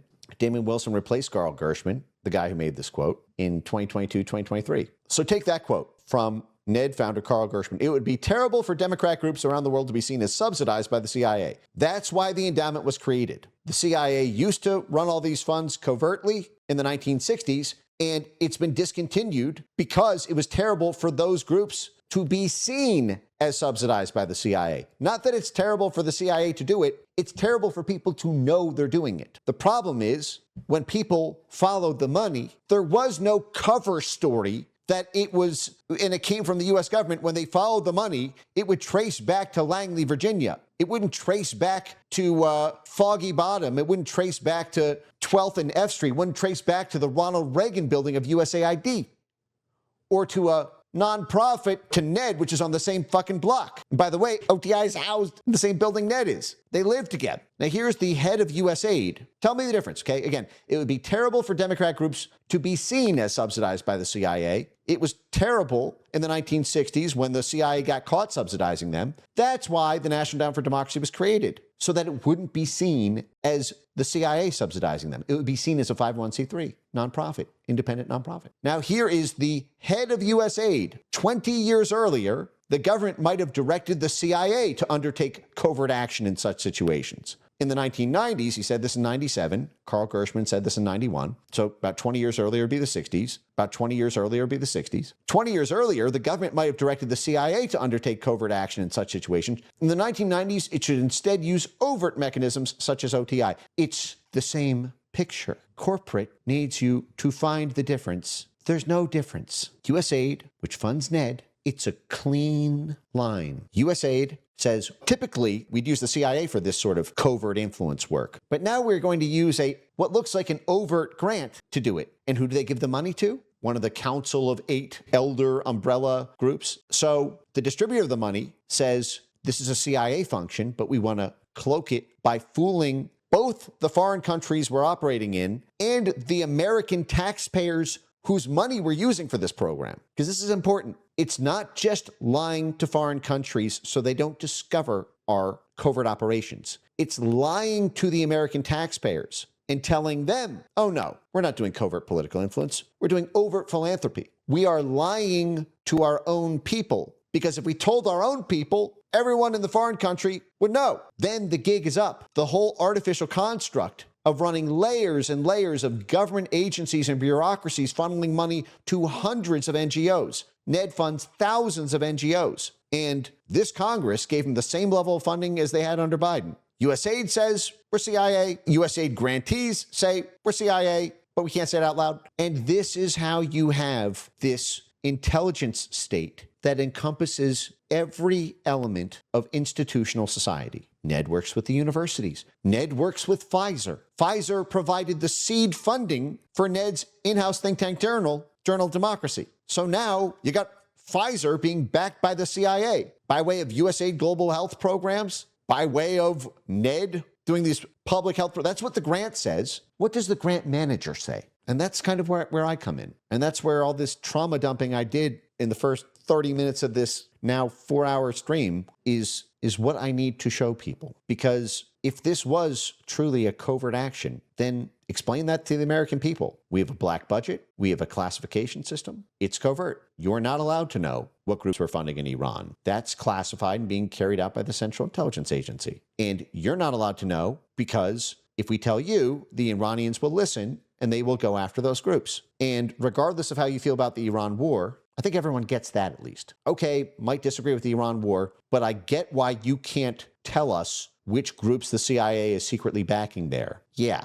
to Trump's credit, what was it, 3 months? October. So yeah, 3 months before we black bag Maduro, Trump just came out and said, yeah, we've authorized covert action in Venezuela. 3 months before we black bag Maduro, we said, listen, yeah, we've authorized CIA covert action in Venezuela. We can't tell you, and I'm sure that was all work back channeling with Delcy Rodriguez and propping up institutional and political support for Delcy Rodriguez so that once we black bag Maduro, we would have a politically safe and institutionally supported vassal in the form of Delcy Rodriguez. But when this headline came out in October, there was no public pressure on the Trump administration to overtly disclose what exactly the CIA was doing there because everyone got it. Oh, yeah, we kind of got the hint with us blowing up Venezuelan fishing boats and blockading the country effectively, sanctions, seizing their oil companies. Like we kind of knew we were going after Venezuela and we made no bones about it. Is it dirty work? Yeah, but it's, at least to its credit, honest about the like a little bit more honest about the dirty work. What you did not see was what the Blob traditionally does, which was get on TV and lie to you about these beautiful humanitarian grants to support environmental activists and to support gay rights groups and to support independent media in Venezuela, just because we love independent media. We're supporting like labor groups and street activists just because we just love grassroots political protest organizers who just love to have their voices heard. Oh, you love that? So why were 1,200 American citizens arrested over January 6th? Huh? You just love organically organized political protest? No, but this honesty about the dirty work, and again, you guys know where I fall on this. I am not comfortable defending the legal predicate generated around Maduro. I don't like Maduro. I don't like communism. I also don't like weaponizing the Justice Department to create a fake legal predicate. We went over this over 3 streams. Cartel of the Suns was a creation of the Central Intelligence Agency. I liked having the moral high ground that Trump was the victim of a weaponized Justice Department. I don't like the idea of ginning up fake charges against a foreign leader just to get rid of him by effectively blaming him for some 6 degrees of Kevin Bacon around cocaine, where the cocaine network in Venezuela was set up by the CIA. It was something that Maduro inherited. And that's not the main problem. The cocaine comes from Colombia and Peru. And it's not even cocaine that's killing Americans. It's like a drug of the past at this point. It's fentanyl and meth. And they had to create a superseding indictment and remove all references to Cartel of the Suns because the original indictment they wrote had 37 references to the Cartel of the Suns. And then it came out, the Cartel of the Suns was created by 2 CIA people. In the pre-Maduro days when Venezuela was a good guy, and we were using that during Iran-Contra to back all the right-wing paramilitaries. We were using the drug money to back the right-wing paramilitaries against the Marxists. That's not, shoot, let's rewrite the indictment to keep the charges and then stick it with them. I think it's a different thing than the Iran situation in the sense that you can at least articulate it in American interests, even though I think it's against American ethics to do it in quite the way that it was done. But this is the world we've inherited. But I'm saying Trump owned it. And in the midterms and in the next presidential election, the successor to the MAGA baton will have to justify to the American people why they did what they did. And the American people will at least be armed with the knowledge that what happened, happened. Unlike with USAID, where the American people were never notified and were actively lied to and it was covered up at every conceivable opportunity, from launch of an operation to conclusion of it, to lie to the American people about what actually happened and what they were actually doing to the internal politics of foreign countries and boomeranging back on our own internal politics. Come the midterms, come the election, the American people will know. And if people think what was done to Maduro was too dirty or shouldn't have been done, they can vote on that because they know what the admin actually did. With USAID, unless you are deep in the weeds on this and can speak fluently the language of blobocracy, you don't know what the hell you're voting on. You think, okay, well, like Richard Gere, you think, well, listen, this was the one pure thing America did. The one pure thing, he said, was USAID. We were just giving money away. No, you fucking idiot buffoon. You bought the press release. You bought the brochure. You did not read the quotes of the founders. You did not read any of the emails, chat logs, program documents, public documents on USAID.gov, tens of thousands of scandals. They say it outright. There ain't no goddamn giveaway program. It's just the CIA with a fucking alibi. It's just the CIA, covert political influence, with a pre-scripted alibi that it's philanthropy. And the reason both the head of USAID and the head of the USAID-funded mega NGO, NED, said that they're not having this done all through the CIA is because it was worse when the CIA didn't have an alibi. They did not have a public grant to explain where the money came from. They did not have a lie in hand so that when they got caught, if they got caught at that moment, they could hold it up and say, it's philanthropy. It's not a CIA destabilization campaign to overthrow our democratically elected government using funds with outside interference. No, it's a philanthropy from a 501c3 that just happens to like us. But that philanthropy got its funds from the U.S. government, who says they used this structure because when the CIA didn't have an alibi of a philanthropy grant, there was no way to explain why the fuck they got the money. And you know where I am on this right now. We did a very long stream on this topic pretty recently, which is I don't want to get rid of soft power. I don't want to get rid of the ability to influence the course of political events in foreign countries. That's how you get boxed out. That's how bad situations can arise. But there is such a thing as going too far with it. You don't do it in allied countries, in your friends. You definitely don't use it as a way to boomerang back on your domestic political opponents. You have to represent all of the American people. You can't do things that are too obscenely dirty. You can be dirty up to a point, and then you have to let the chips fall where they may, unless you've been militarily attacked or something. But I don't like the idea of replacing soft power with hard power, where now instead of U.S. aid funding gay rights groups with a public-facing grant about being gay in Haiti, just because you're trying to go against a heteronormative, gay, skeptical president, and you know that the gay groups are going to rally against that president that you want ousted, so you don't care who, whether you're funding Nazis in Ukraine or you're funding communists in Brazil, they don't care if it's a left or right flank. Whoever gets the job done gets the president they want out and hands over the country's treasure to a World Bank Minister of Finance who will implement the state reforms, the democratic reforms for the donor, drafter, dealster class. But this is where my work is moving in the year ahead, is peeling back, once I'm out, peeling back this layer. And I hope that also informs policymakers around ways to do this without it being quite so dirty and without having to use military hard power to just, assassinate every president we don't like, which I'm not comfortable with either. Jal Tory, $25. Godel, that in looking at the Constitution, he had found some inner contradictions. A perfectly legal manner, it would be possible for somebody to become a dictator and set up a fascist regime. Yeah. I mean, look, then again, that's the logic that they used for like Arctic frost and Round River and Crossfire Hurricane, right? They were like, well, Trump got elected, but Hitler got elected. And legally, it became fascist. So we need to shoot baby Hitler Trump as a baby now because look at what happened in Germany in 1933. He was democratically elected. So I don't know. I'm not a big fan of that logic. Like the idea that if that's the case, then you need to stop the public fellatio of democracy. Just say that you don't like democracy.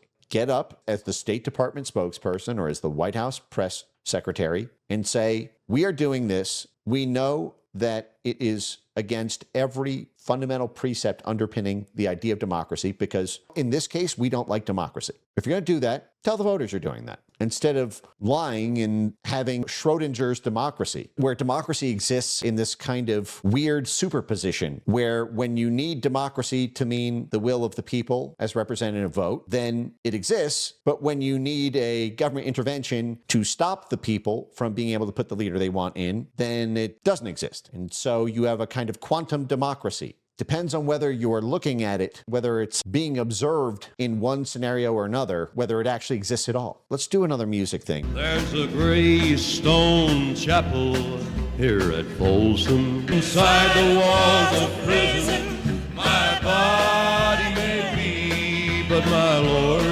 has set my soul free. Thank you, guys. Your knowledge should be essential courses in education. Go Max. Well, appreciate that. I think, Chunkster was working on blob files type stuff. And I think I've mentioned, I've been approached for professorship positions at 2 universities now on this. And I have to say, I found it an attractive proposition for a later period of my life, but not right now, if that makes sense.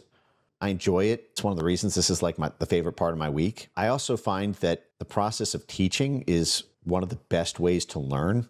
When you're forced to give a public presentation to people about what something is, you're forced to crystallize the data points that you think you know into a coherent framework. And the process of creating that framework allows you to test whether that framework is actually true before you present it. And then you kind of have iterations of frameworks that your mind only begins to contemplate because you are accountable publicly to teaching others about how this whole thing works. And so I actually think that teaching is the best way to learn, if that makes sense. But if I were like the superintendent of a school district or something, and I had say over the way things are learning, like I would make first graders, third graders, fifth graders do group activities where every kid has to learn to lead and teach something that they were doing in a group that the others were. And then the others teach, so that it's not just the teachers teaching the students all day. There's some portion every week where the students become the teachers and the teacher becomes an observer and helps students teach. And in the process of that, I think that's just a much, at this point, I've now trained a couple of apprentices, if you will, people who've worked for me through my foundation or people within the government who've worked on me on various projects. And I always try to take a step back and ask, hey, teach me what you learned on this thing. You were supposed to research this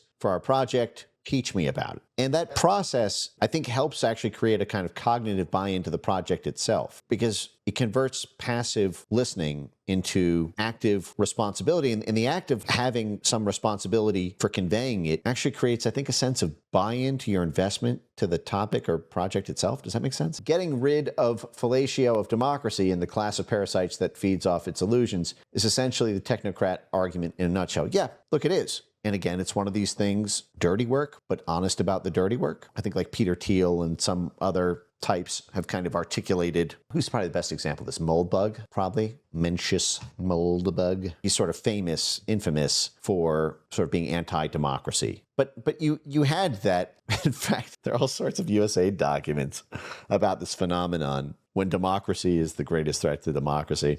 But look, I mean, you had that in response to the rise of Trump for a second there. For a hot second in early 2017, you had this, was it Washington Post, elites should have more say in elections. You had the Berggruen Institute, Reid Hoffman thing. So the original title, I guess they changed the title after the backlash, but the title of this, they switched it to It's Time to Switch Preference Primaries, because the original title of this Washington Post piece was not It's Time to Switch Party Preferences and Give Elites More Say in Primaries. What it said, oh, come on, wait, where's the, yeah, this is how they changed it. Yeah, they changed the headline calling for elites to choose. Right, but this was literally like what the headline was until the backlash, and they changed the headline. It's time to give the elites a bigger say in choosing the president, right?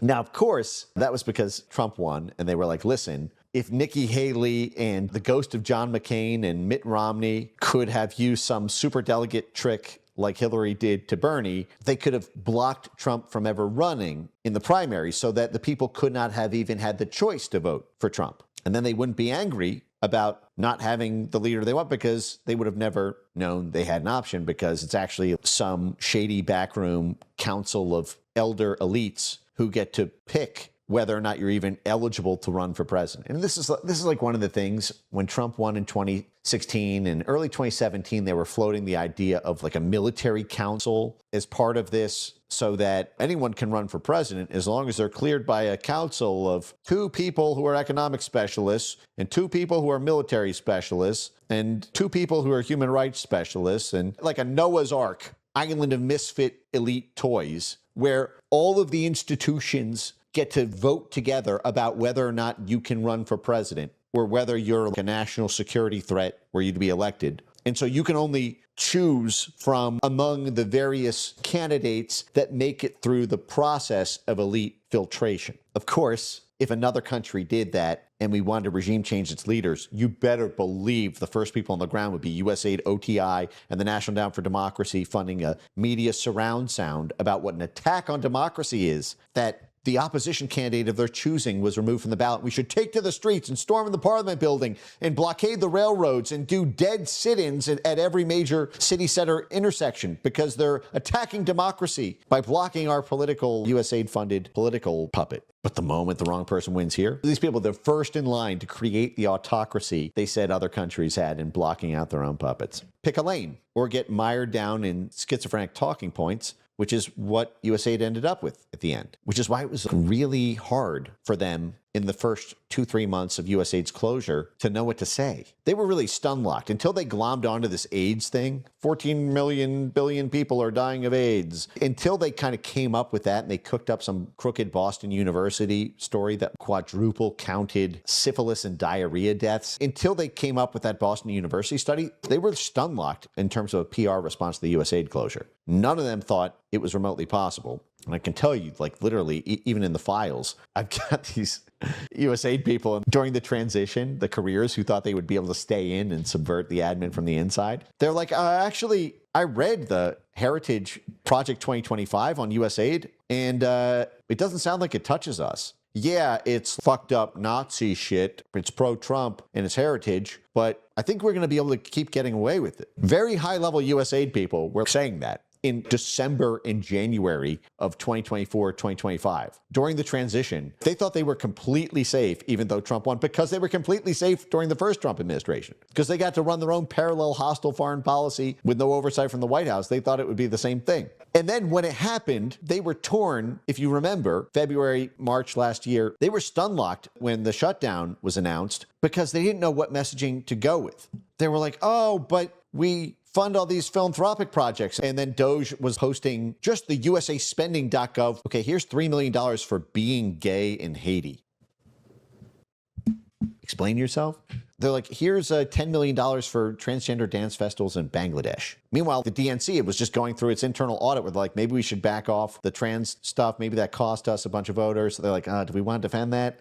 Yeah. And then they were like, the Trump administration is trying to seize sensitive classified files from USAID vaults. And the hasty shutdown of USAID has meant that troves of sensitive, nobody knows now where troves of sensitive classified USAID documents stored in secret government vaults are. They've had to be shipped out in a panic. And you're like, wait, what? What is USAID doing with SCIFs? You told us it's like a philanthropy. Why does it have CIA? Why is it working with the CIA? What do you? So if we talk about how it's all philanthropy, they just get hit with 1 billion grants that even on their face, without any internal documents whatsoever, just on usaspending.gov, show this is exactly the opposite of the so-called philanthropy that the American people voted for. It was like all activism for stuff that the American people had just rejected in the vote. So then they tried switching to national security, but that just made it look like a giant CIA front. So they kind of had to shut up and take it until they cooked up this Boston University AIDS study that 14 million people are dying of AIDS. That's now what they're stuck with, until I'm unshackled. So a little bit more on the World Bank, turning back to that. I asked for some examples of like the World Bank exerting soft power influence. Imagine a developing country is suffering from a fiscal crisis. Its government approaches the World Bank because international private investors won't lend to it cheaply enough. The bank offers $1 billion, the World Bank. But the interaction may look something like this. World Bank diagnosis. Your state-owned electricity company is losing money. Energy subsidies are unsustainable. Customs procedures inhibit trade. State-owned banks have too many bad loans. Tax collection is weak. World Bank policy recommendations if you want to get the money. Change electricity tariffs. Restructure your public utility, privatize it, give it to George Soros or his quantum fund or Soros Management Fund. Reform customs so that our investors can do trade more cheaply. Strengthen bank supervision, which is probably going to mean partner with a blob-aligned bank. Change procurement rules so that we get more of your government contracts. And broaden the tax base, tax your own people harder so that you have more funds to pay us back. Are you already seeing, just in this hypothetical example alone, how they are spelling out exactly what this relationship looks like? World Bank president comes in to our smoky back room, our Washington, D.C., Pennsylvania Avenue private Ned Club, our executive branch, upscale lounge for millionaires. Hey, meeting at 6 o'clock after work. Hey, World Bank president says to BlackRock, Apollo, Castle Management. You've got, hey, Ghana just approached us. They want $1 billion. And they go, hey, we've got some energy investments actually in Africa that we're trying to 10x the returns. We're trying to clear the 8% return on investment so that we can get the carry off of it. It looks like we're not going to be able to hit that unless we get some jolt in our Africa portfolio, our impact investment vehicle there. Tell them if they want the $1 billion, they need to privatize their public utility so that we can buy up on the cheap their electrical grid and then just get private profits from every heated home in the country. Okay, all right. How about you? well, this country has port access. My hedge fund has a long position on a bunch of companies that export to Africa. Tell them to reduce the customs as part of the loan precondition so that my portfolio companies make a shit ton more money because of the lower customs and tariffs in the country. Okay, all right. How about you? Donor, drafter, dealer, class person number 3. My portfolio companies specialize in government contracts in agriculture.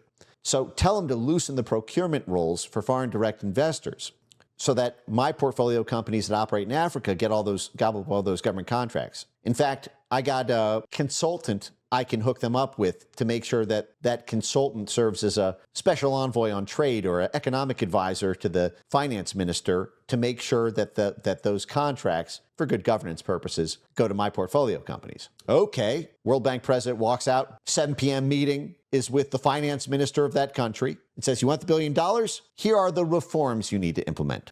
You need to privatize your state-owned public grid, public electrical company. You need to lower customs and tariffs. You need to loosen your procurement rules for qualified foreign direct investors. Then you'll get the $1 billion loan. And what's required are 2 things: the commitment from the Minister of Finance and the Prime Minister to do it, and then the actual implementation and maintenance of that policy against the backlash from the people who are saying, wait, you've just jacked up our taxes? Wait, our electrical grid is owned by a portfolio company of a Wall Street hedge fund instead of by the people of my African country? Wait, we're getting less national income because we've reduced our customs and tariffs, and instead you're taxing us, the people, instead of charging customs and tariffs on foreign corporations? We're going to vote for somebody else who won't do that, or you shouldn't do that. And that's where the social cohesion and anti-disinformation and hearts and minds work comes in. That's where Ned will come in and pacify, stabilize the government against the people's backlash of their elected government answering these people instead of these people. Does that all make sense? But that's how the World Bank will do that. And by the way, these government insiders are not going to make some impassioned speech to the people about how they're being strong-armed by the World Bank if they still want that $1 billion loan. Because the World Bank is going to say, now we're not giving you the loan. You've just blamed us for the deal's off. So if you want that money, you really, really do. This just becomes a government secret. And you might not find out until 20 years later that this is what motivated these people to do this thing that these people who voted for these people hated, but never understood the reasons why it was being done. They were just told it was democratic reforms. We just love combating climate change. We just love free trade. We just love broadening our tax base. We just love privatizing energy. You saw this, by the way, in Russia. This is exactly what happened post-2014 Ukraine coup. Putin, Soros, tug of war, Naftogaz. Putin and Soros locked in fight for control of Gas Transit Company. This was Naftogaz, the state-owned gas giant in Ukraine. For more than 10 years, both Vladimir Putin and George Soros have sought to acquire Ukraine's state-owned gas transit company, Naftogaz. At the heart of the Giuliani stuff and all of that, at the heart of the Burisma thing, because Burisma was the private company feeder, one of 4 of them, I think, to Naftogaz. There was this tug of war, and I believe the World Bank and IMF were trying, as part of the state reforms that Ukraine was forced to go through after we funded the revolution against Yanukovych in 2014, did the World Bank or IMF pressure or condition loans on the privatization of Naftogaz in Ukraine, Western Financial State? I mean, this is just a very clean example because George Soros was the largest single donor. As the largest donor, you get to pick the personnel at the State Department, in the intelligence community, in DOD, at USAID. USAID was a revolving door with the Open Society Foundation. You will learn all about that when I am back in Miami. But so Soros funded the DNC to overthrow the government of Ukraine in 2014. And what were the reforms? Just like in that hypothetical, you get to privatize your state-owned energy company. Well, this was the big one, the big mama. Ukraine is a gas economy. They exerted very strong conditional leverage over opening Ukraine's gas market to private competition. The IMF really did put Naftogaz reform inside its loan conditionality. What was number 1 on the list? Privatization, so that all of the gas that transits through Ukraine is not profiting the Ukrainian people, even though they sit on the gas and they are the transit point and should get all the transit revenue, they would think. It's going to George Soros portfolio companies as a condition to getting the bailout money for its broke government.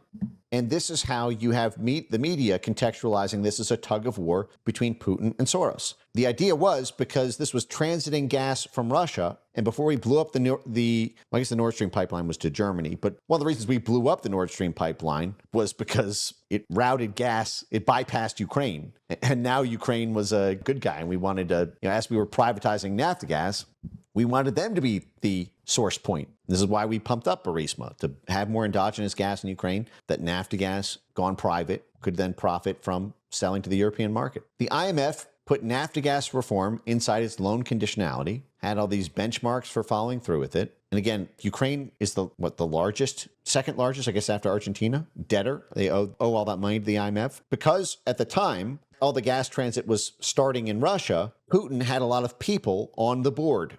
He had a lot of Naftogaz, Ukrainian oligarchs who were getting rich because of their financial relationship with Russia. So our State Department and intelligence community assessed that faction of Naftogaz's board and directors as being agents of Putin. Meanwhile, Ukraine was still doing business with the West, and so we were making a lot of Ukrainian oligarchs rich with the American side of that. So we had basically agents of Soros versus agents of Putin playing out in a corporate civil war on the board and director set of Naftogaz. And what was at stake was basically a $1 trillion gas transit market. This is pre-war when the Russia relationship was severed. Unbundling was literally a lone prior action. June 2020, so this is post-coup, but pre-2022 war. Complete unbundling of the state-owned gas transport system, privatizing it. And who led that U.S.-Ukraine Chamber of Commerce? It was all these Soros portfolio companies. So it was a literal donor, drafter, dealster. Soros was the main donor to the Obama administration. He was the single largest donor. His hedge fund drafted off of the policies being imposed by the government that he donated to so that he could profit from deals in Ukraine that were forced as a loan condition by the U.S. government, effectively running the World Bank. Yanukovych wasn't down for that. So these people funded a bottom-up, people-powered revolution against the former government insiders to get them to flee, to install a puppet class, Yatsenyuk, then Poroshenko, then Zelensky. And now the donor, drafter, dealster class had been, through USAID and the 70 NGO red lines memo type thing that I mentioned. It's basically running a program. Just literally, we have blocked the people from voting on these people. Okay, we have canceled elections in Ukraine. There's not been an election in Ukraine in 7 years. 7 years since there's been an election in Ukraine, because we know that the people would not vote for this government because this government is doing everything the donor, drafter, dealster class wants. So what's the solution to stop this bottom-up pressure, which exerts itself every day politically, but manifests as its ultimate instrument as an election to replace them if they're not happy with a different government? The donor, drafter class says, hey, the people are not down with these democratic reforms that all profit BlackRock and the Soros Management Fund, and our counterintelligence surveillance state can't contain all this dissatisfaction sufficiently. So how about we just cancel elections so there's no way for this to actually do anything? Cut that out. Now it's just the government taking orders from the donor, drafter, dealster class, because these people literally don't have a vote. And if they complain, we'll just use the Ministry of Justice funded by USAID with all these justice grants to just mass arrest everybody. So they'll just take it. You better believe we'd do the same thing in Iran post-coup. If we successfully do get regime change in Iran, this is what we talked about last time. First thing they're going to do is cancel elections. You think they're going to let an Iranian people who voted 98% in the referendum to turn it into an Islamic state? You think they're going to accept the son of the Shah? No, we'll say it's stabilization, cancel the election. And we orchestrated the de facto regime change in Venezuela right after the last election. The last election was in 2025. They're not going to be able to vote for 5 years. So if they don't like Delcy Rodriguez, they have no legal redress. They got to do what Marco Rubio says for the next 5 years. Do you understand this mechanism a little bit more clearly?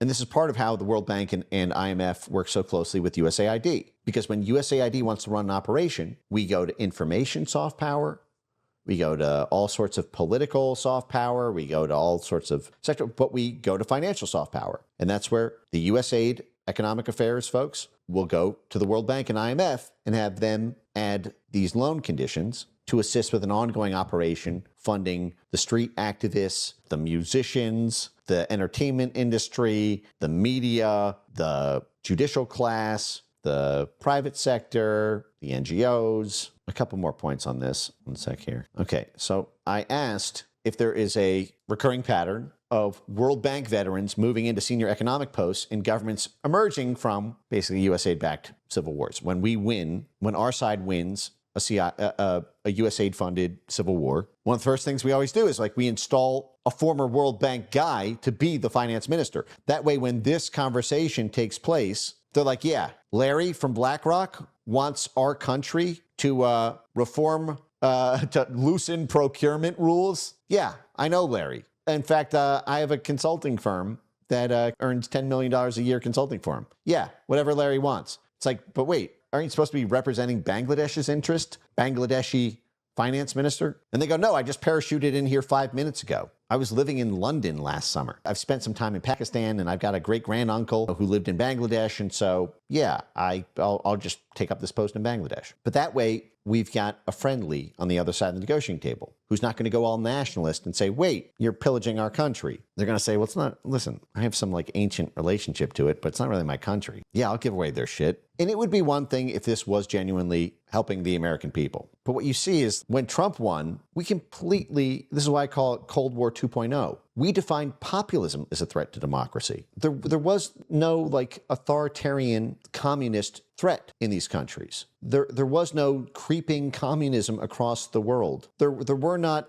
genuine attacks on American interests from economic zones emanating from these populous countries. It's just a particular set of DNC and neocon interests were being economically impacted. And that was enough to reorient the entire national security state to crack open the Cold War toolkit to say, well, now the scourge is not communism, it's democratic backsliding in general. Oh, by the way, we're not going to tell you that we're doing this. We're just going to say this is general philanthropy. People knew they were in a Cold War when it happened. This was something we had to discover and popularize, and they tried to deny it for as long as they could. To this day, a lot of them still try to say, oh, no, it was overt. It was philanthropy. Richard Gere, it was a one pure thing. We were giving away money. Bangladesh, who we've covered many times. Bangladesh, if you remember, is where we were funding. First example, actually, let's see. The first example it gives is Afghanistan. Ashraf Ghani spent a decade at the World Bank. When the Taliban collapsed in 2001, he returned to Afghanistan to become the World Bank Development Specialist, special advisor to the installed head of state, Hamid Karzai, and he was literally the finance minister. After we invaded Afghanistan in 2003 and got rid of the Taliban, the first thing we did, I guess in 2001, I guess 2003 was Iraq, right? 2001, literally right after 9/11, we invade Afghanistan. 2002, we install someone in this room to be our negotiating counterpart for the interests of representing the foreign country on this. We put our own stooge. We forced, because we overthrew the government by force and had our pick. There was no election in Afghanistan in 2001 after the Taliban collapsed. We installed Hamid Karzai. Said, well, listen, we get to pick the people in the new government. The Afghan people have no vote in this. We just took it over by military force. So how do we make sure this person does all the reforms, all the trillions of dollars in rare earth minerals? And remember, it was the $3 trillion that China got out of all of the metals and mining and riches under the ground in Afghanistan, all the transit revenue as a through point in this huge country. Well, now, how do you make sure that these people do what these people want instead of what these people want? How do we make sure that this government insider is good to us instead of them? Well, how about we just take one of our own people from our room? Literally, it's not even, the World Bank president walks into this room, gets the marching orders from his buddies and financial co-conspirators, and then walks back into this room and makes the demands. Literally, this person was in this room, and they just walk into this room together. And when this person says, hey, if you want this $10 billion IMF emergency loan for Afghanistan, you need to loosen the procurement rules around all rare earth minerals so that the Soros Management Fund, or the at that point like Carlyle, the like right-wing hedge fund Carlyle Group class, gets to rake in all of the trillions in rare earths sitting under the ground. The finance minister goes, "Yeah, I heard you loud and clear 5 minutes ago when we were in the room. I know. You don't. I know." They go, "Here's the problem. These people, the same people who supported the Taliban, they're really not going to like this. They're not going to like this. These are the farmers who till the arable land. If you give away that land to Wall Street in London, they're really not going to like me. If you take all of our metals and mining industry and you give it away to George H.W. Bush's hedge fund, they're really not going to like me." And we go, "Oh, don't worry about these people. We're going to install a 25-year military dictatorship, and if any of them try to stop the pace of reforms, we're just going to call them terrorists and kill them." Okay, great. The people of Afghanistan were a non-factor in this policy formulation and implementation. So what ended up happening? The people got really fucking pissed. Really, really fucking pissed. And after 20 years, they went, "You know what? Things are better under the fucking Taliban." And so they organized an insurgency, exploiting our own expensive viceroy maintenance of it. They organized a 20-year insurgency and won a greater and greater public support of the people of Afghanistan because of how corrupt the government class was. And these people all overthrew this government. And that's how you end up with these scenes. Da Kandahar airport xulq airport namni kumandani academy headquarter Razakina.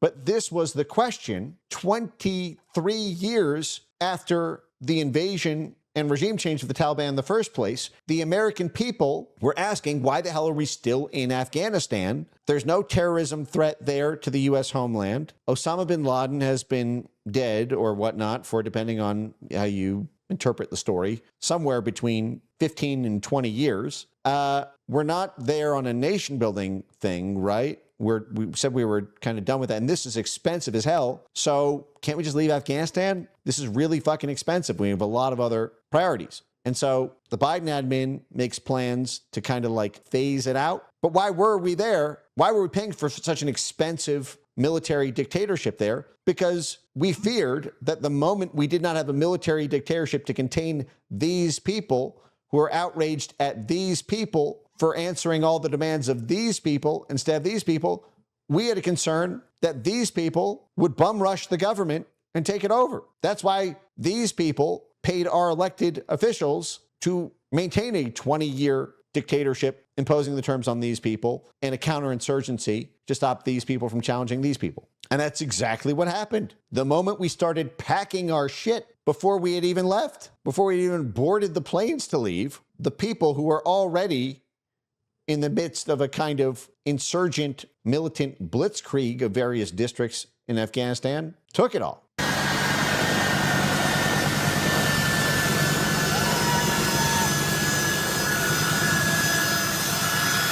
So when this class pushes this class too hard, demands too much, ignores these people too much, it's not even good for these people. And this is why you have these citizen buy-in PSYOP programs, because the worst scenario, if these people push too many reforms too fast, these people might have an insurgent organic revolution of their own. And now we need a very expensive predicate for a war to neutralize all these people and everything that goes with it. Now, on the music side, I'm going to pull up something funny. But look, this was the same structure that made these people vote in Trump in 2016 and vote in Trump in 2024. And the MAGA civil war right now is a product of the perception that these people are answering these people instead of these people. Maybe I'll just get through this one point since I floated it earlier. I asked, name super popular rap or hip hop stars who have participated in government or quasi-government affiliated aid events such as World Citizen, which is a production of the World Bank.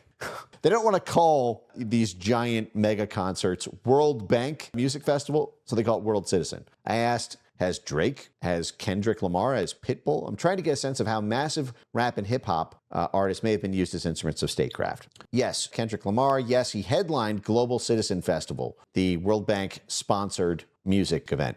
Pitbull, yes. Jay-Z, yes. UN and Global Citizen. Lauryn Hill, yes. World Bank sponsored Global Citizen.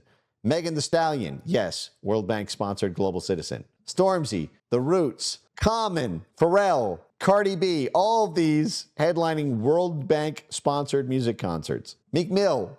Global Citizen events explicitly synchronize with major diplomatic moments and regularly puts heads of state, UN leaders, and IMF World Bank executives on stage or backstage with A-list performers. That is a major mass audience to promote the initiatives of the World Bank, plus a policy agenda in one rapper, combined with back-channeling on stage and backstage. So this is everyone from like the mainstream, like, you know, you would sort of expect, for example, I don't know, a Pitbull is like a big, you know, Cuban exile, anti-communist rapper type guy. So no surprise that we would fold Pitbull into like a anti-Castro, anti-Maduro op, right? But Drake? Yeah, well, Drake is commercial. So, you know, he's not like a political activist. But Kendrick Lamar is a big, bad, black nationalist activist type. You're promoting the World Bank, but I bet the money was real good, Kendrick. Jay-Z, well, you know, modern Jay-Z is very brand safe. 1990s Jay-Z was fuck the system. Lauryn Hill, another kind of like, and again, I like a couple of her tracks, but again, a very black nationalist type, Pan-Africanist movement type, just Common especially. You're back in the World Bank as the World Bank is putting all of these loan conditions to take the resources of those countries for your own private profit. You, I'm sure, have got millions of dollars for performing, and I'm sure that you won a huge promotion tour from the labels and the various radio stations and like for putting a favor in the favor bank of the Blob for performing, headlining a Global Citizen. So like while you're railing against how, you know, the U.S. government is keeping the African man down and exploiting poor majority black countries in Africa. And who's doing it? Oh, it's all these wealthy white bankers in Wall Street just trying to make money off of the back of poor African workers. And we got to stand together. And they're like, hey, Proposition Joe from The Wire. Hey, Proposition, angry rap hip hop artist Common, Kendrick Lamar. I offer a deal. How about you promote everything we're doing in Africa that you just railed about in your last EP? Oh, no, fuck the man. Okay, how about you headline at a mass audience, which will result in tens of millions of dollars in record sales, and we also pay you millions of dollars to do it? Oh, okay, well then fuck everything I just said on my last album. Give me the money. Everyone's got a price. So Global Citizen, 60,000 live attendees in New York Central Park, TV streaming worldwide, 24-hour Global Citizen Live spans 6 continents. I asked to create like a CSV file, Excel spreadsheet with all this stuff. We're going to go over this more next time because we're going to go deep into like the actual economics and how the Blob and the intelligence state actually inflects the core economics of the music industry that sort of induces this to happen and whatnot. Wyclef Jean, Global Citizen. will.i.am, Black Eyed Peas, Global Citizen. But that's like 20 of like the biggest stars, like all there, rapping for the World Bank. But we're going to get into that and a lot more, because the whole like backstory, for example, the soft power around Global Citizen is just hysterical. It's a fascinating story that we'll deep dive on the music industry, but you can bet every industry. I'm sure the copper industry works the same way. I'm sure that the natural gas market has these same dynamics. But we'll get into all of that to kick off the next stream, which we will do Sunday, so 4 days from now ish. And okay, let's rock back to a little bit of outro musica. Fiona says, Mike, please tell me who is good. I'm crying. No, that's not the lesson here. Because, candidly, between us, you see the same dynamics going on right now. We talked about this. What I'm trying to portray are the dynamics and pressures around power between and in the mortar between government and the private sector, corporate and finance world, and the amount of pressure that is put on a government official to betray their voters on every issue all the time, and the trade-off that a politician has to make or a political employee who's just working for the administration. Anyone in a policy setting role has on every issue where from the outside looking in, you would think, hey, you told us you would do this and you're doing something completely different. We voted for you because we wanted this revolution. Do you think when USAID was funding all of these riots to overthrow Milosevic, what these people were in the streets about was they just really wanted George Soros to own their energy industry? The thing they rallied around was government insider corruption and paying off to, Milosevic's oligarch buddies. And what they got was the same corruption, just to a different set of oligarch buddies, plus the plunder of their own public and private wealth. And this is also, I'm trying to paint the picture of what you are up against when you are genuinely trying to do something for these people instead of these people. In the context of the Iran war, think about how much money there's to be made by these people if we can regime change the government of Iran. Now, obviously, the kind of Israel lobby side of it is a huge factor and maybe the impetus for the action that we did back in February, but it's got the full throttled support of our oil companies, our military contractors, infrastructure, trade. I mean, Iran is the world's, third largest supply of oil and fourth largest supply of gas. And it's a giant multi-trillion-dollar pot of gold just there for the taking. If we can just have some finance minister on the other side of the table who will do what these folks want. So you may campaign saying no more Middle East wars, but these people only get a vote every 4 years. And every vote is a package deal. They may say, well, listen, we hate wokeness more than we hate the Iran war. So even though we don't like the Iran war, still going to vote you back or your successor back in. And that's a calculation that's made. And even within the government insiders, this is shaping up in the Vance versus Rubio kind of shadow rumblings, where you've got the Mark Levin types now suggesting, it seems, out in the open that if Vance opposes this set of collective interests and wants to have the MAGA rank and file and wants to go with them on Iran, well, then these people are going to back a different set of government insiders. And understanding that system and the pressures that are put on politicians will not only allow you to predict in the future how certain things will play out or how politically feasible they are, but will also help you sort of understand what these people are going through emotionally, psychologically, what feeds into their rhetoric. When you hear them explain something publicly, you'll be able to read through the lines and see what's actually going on. Because if they phrase it one way, they're concerned about this. If they phrase it another way, the exact same fact pattern, they may be more concerned that week with this. If you see factional splits within various camps of government insiders, understanding the dynamics and stakeholders here versus understanding what's playing out on social media and what's playing out in the press and what's playing out in the polling numbers here will help that. It's a mistake to only see this, which is, as a civilian, is most of what's visible. And it's a mistake to only see this, which leaves you feeling powerless unnecessarily. It's a very real thing, and it's extremely powerful, but it's not all powerful. And it can be pressured in various ways. So you need to see the whole system and understand the strengths and weaknesses, the assets and liabilities that all these different power sectors have, and also how different changes to the coalitions that voters take. Like, this was my big concern. If you remember, I tried to kind of stay in the middle of these things, not just because of my SGE role, but also I tried to say, listen, this coalition has to find a way to stay together, because without the institutional money, rank and file MAGA domestic policy focused people are going to lose to the Democrats if they don't have the money of an institutional support of the facts of the people backing the Iran war. And if these people backing the Iran war don't have the votes of the domestic policy focused MAGA side, they will also lose to Democrats. And so this thing has got to be worked out, or else you will simply lose power and end up as lost and confused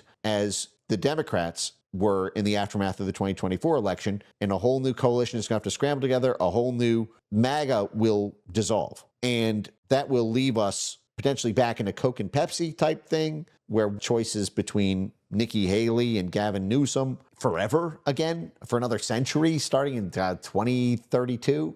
And that is also a caution for both sides of this and this to recognize not just how they are opposed because these people want these people to do what these people want. These people want these people to do what these people want. But these people and these people actually need each other each election season, each midterm season, to have their government insiders in power instead of the opposing coalition's one.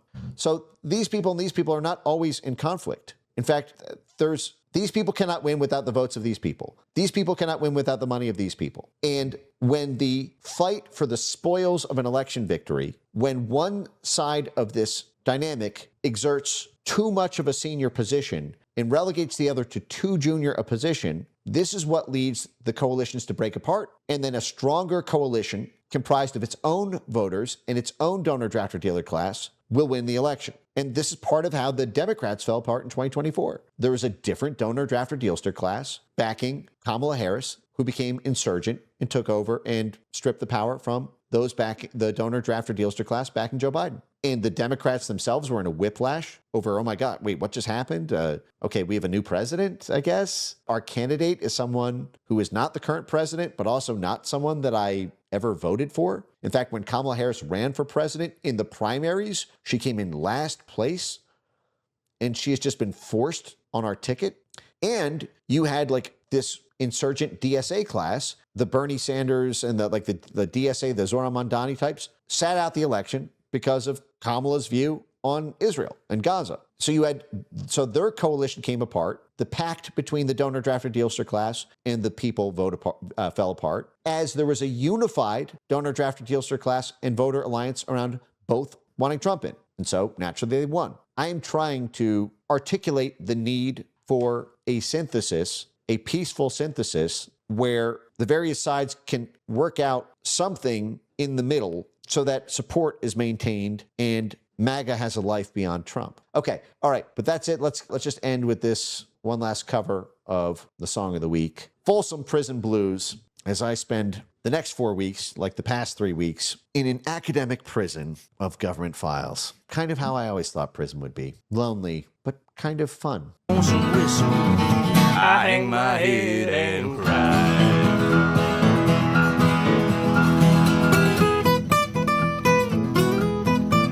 That lonesome whistle, blow my blues away. Blow my blues away. Addendum. Not only did we install a World Bank alumni, someone who had worked for 10 years for the World Bank, as the finance minister in Afghanistan in 2001, after we toppled the Afghan government so that our counterpart we were negotiating with was literally our own guy. We did the exact same thing in Iraq in 2003 after we toppled Saddam Hussein.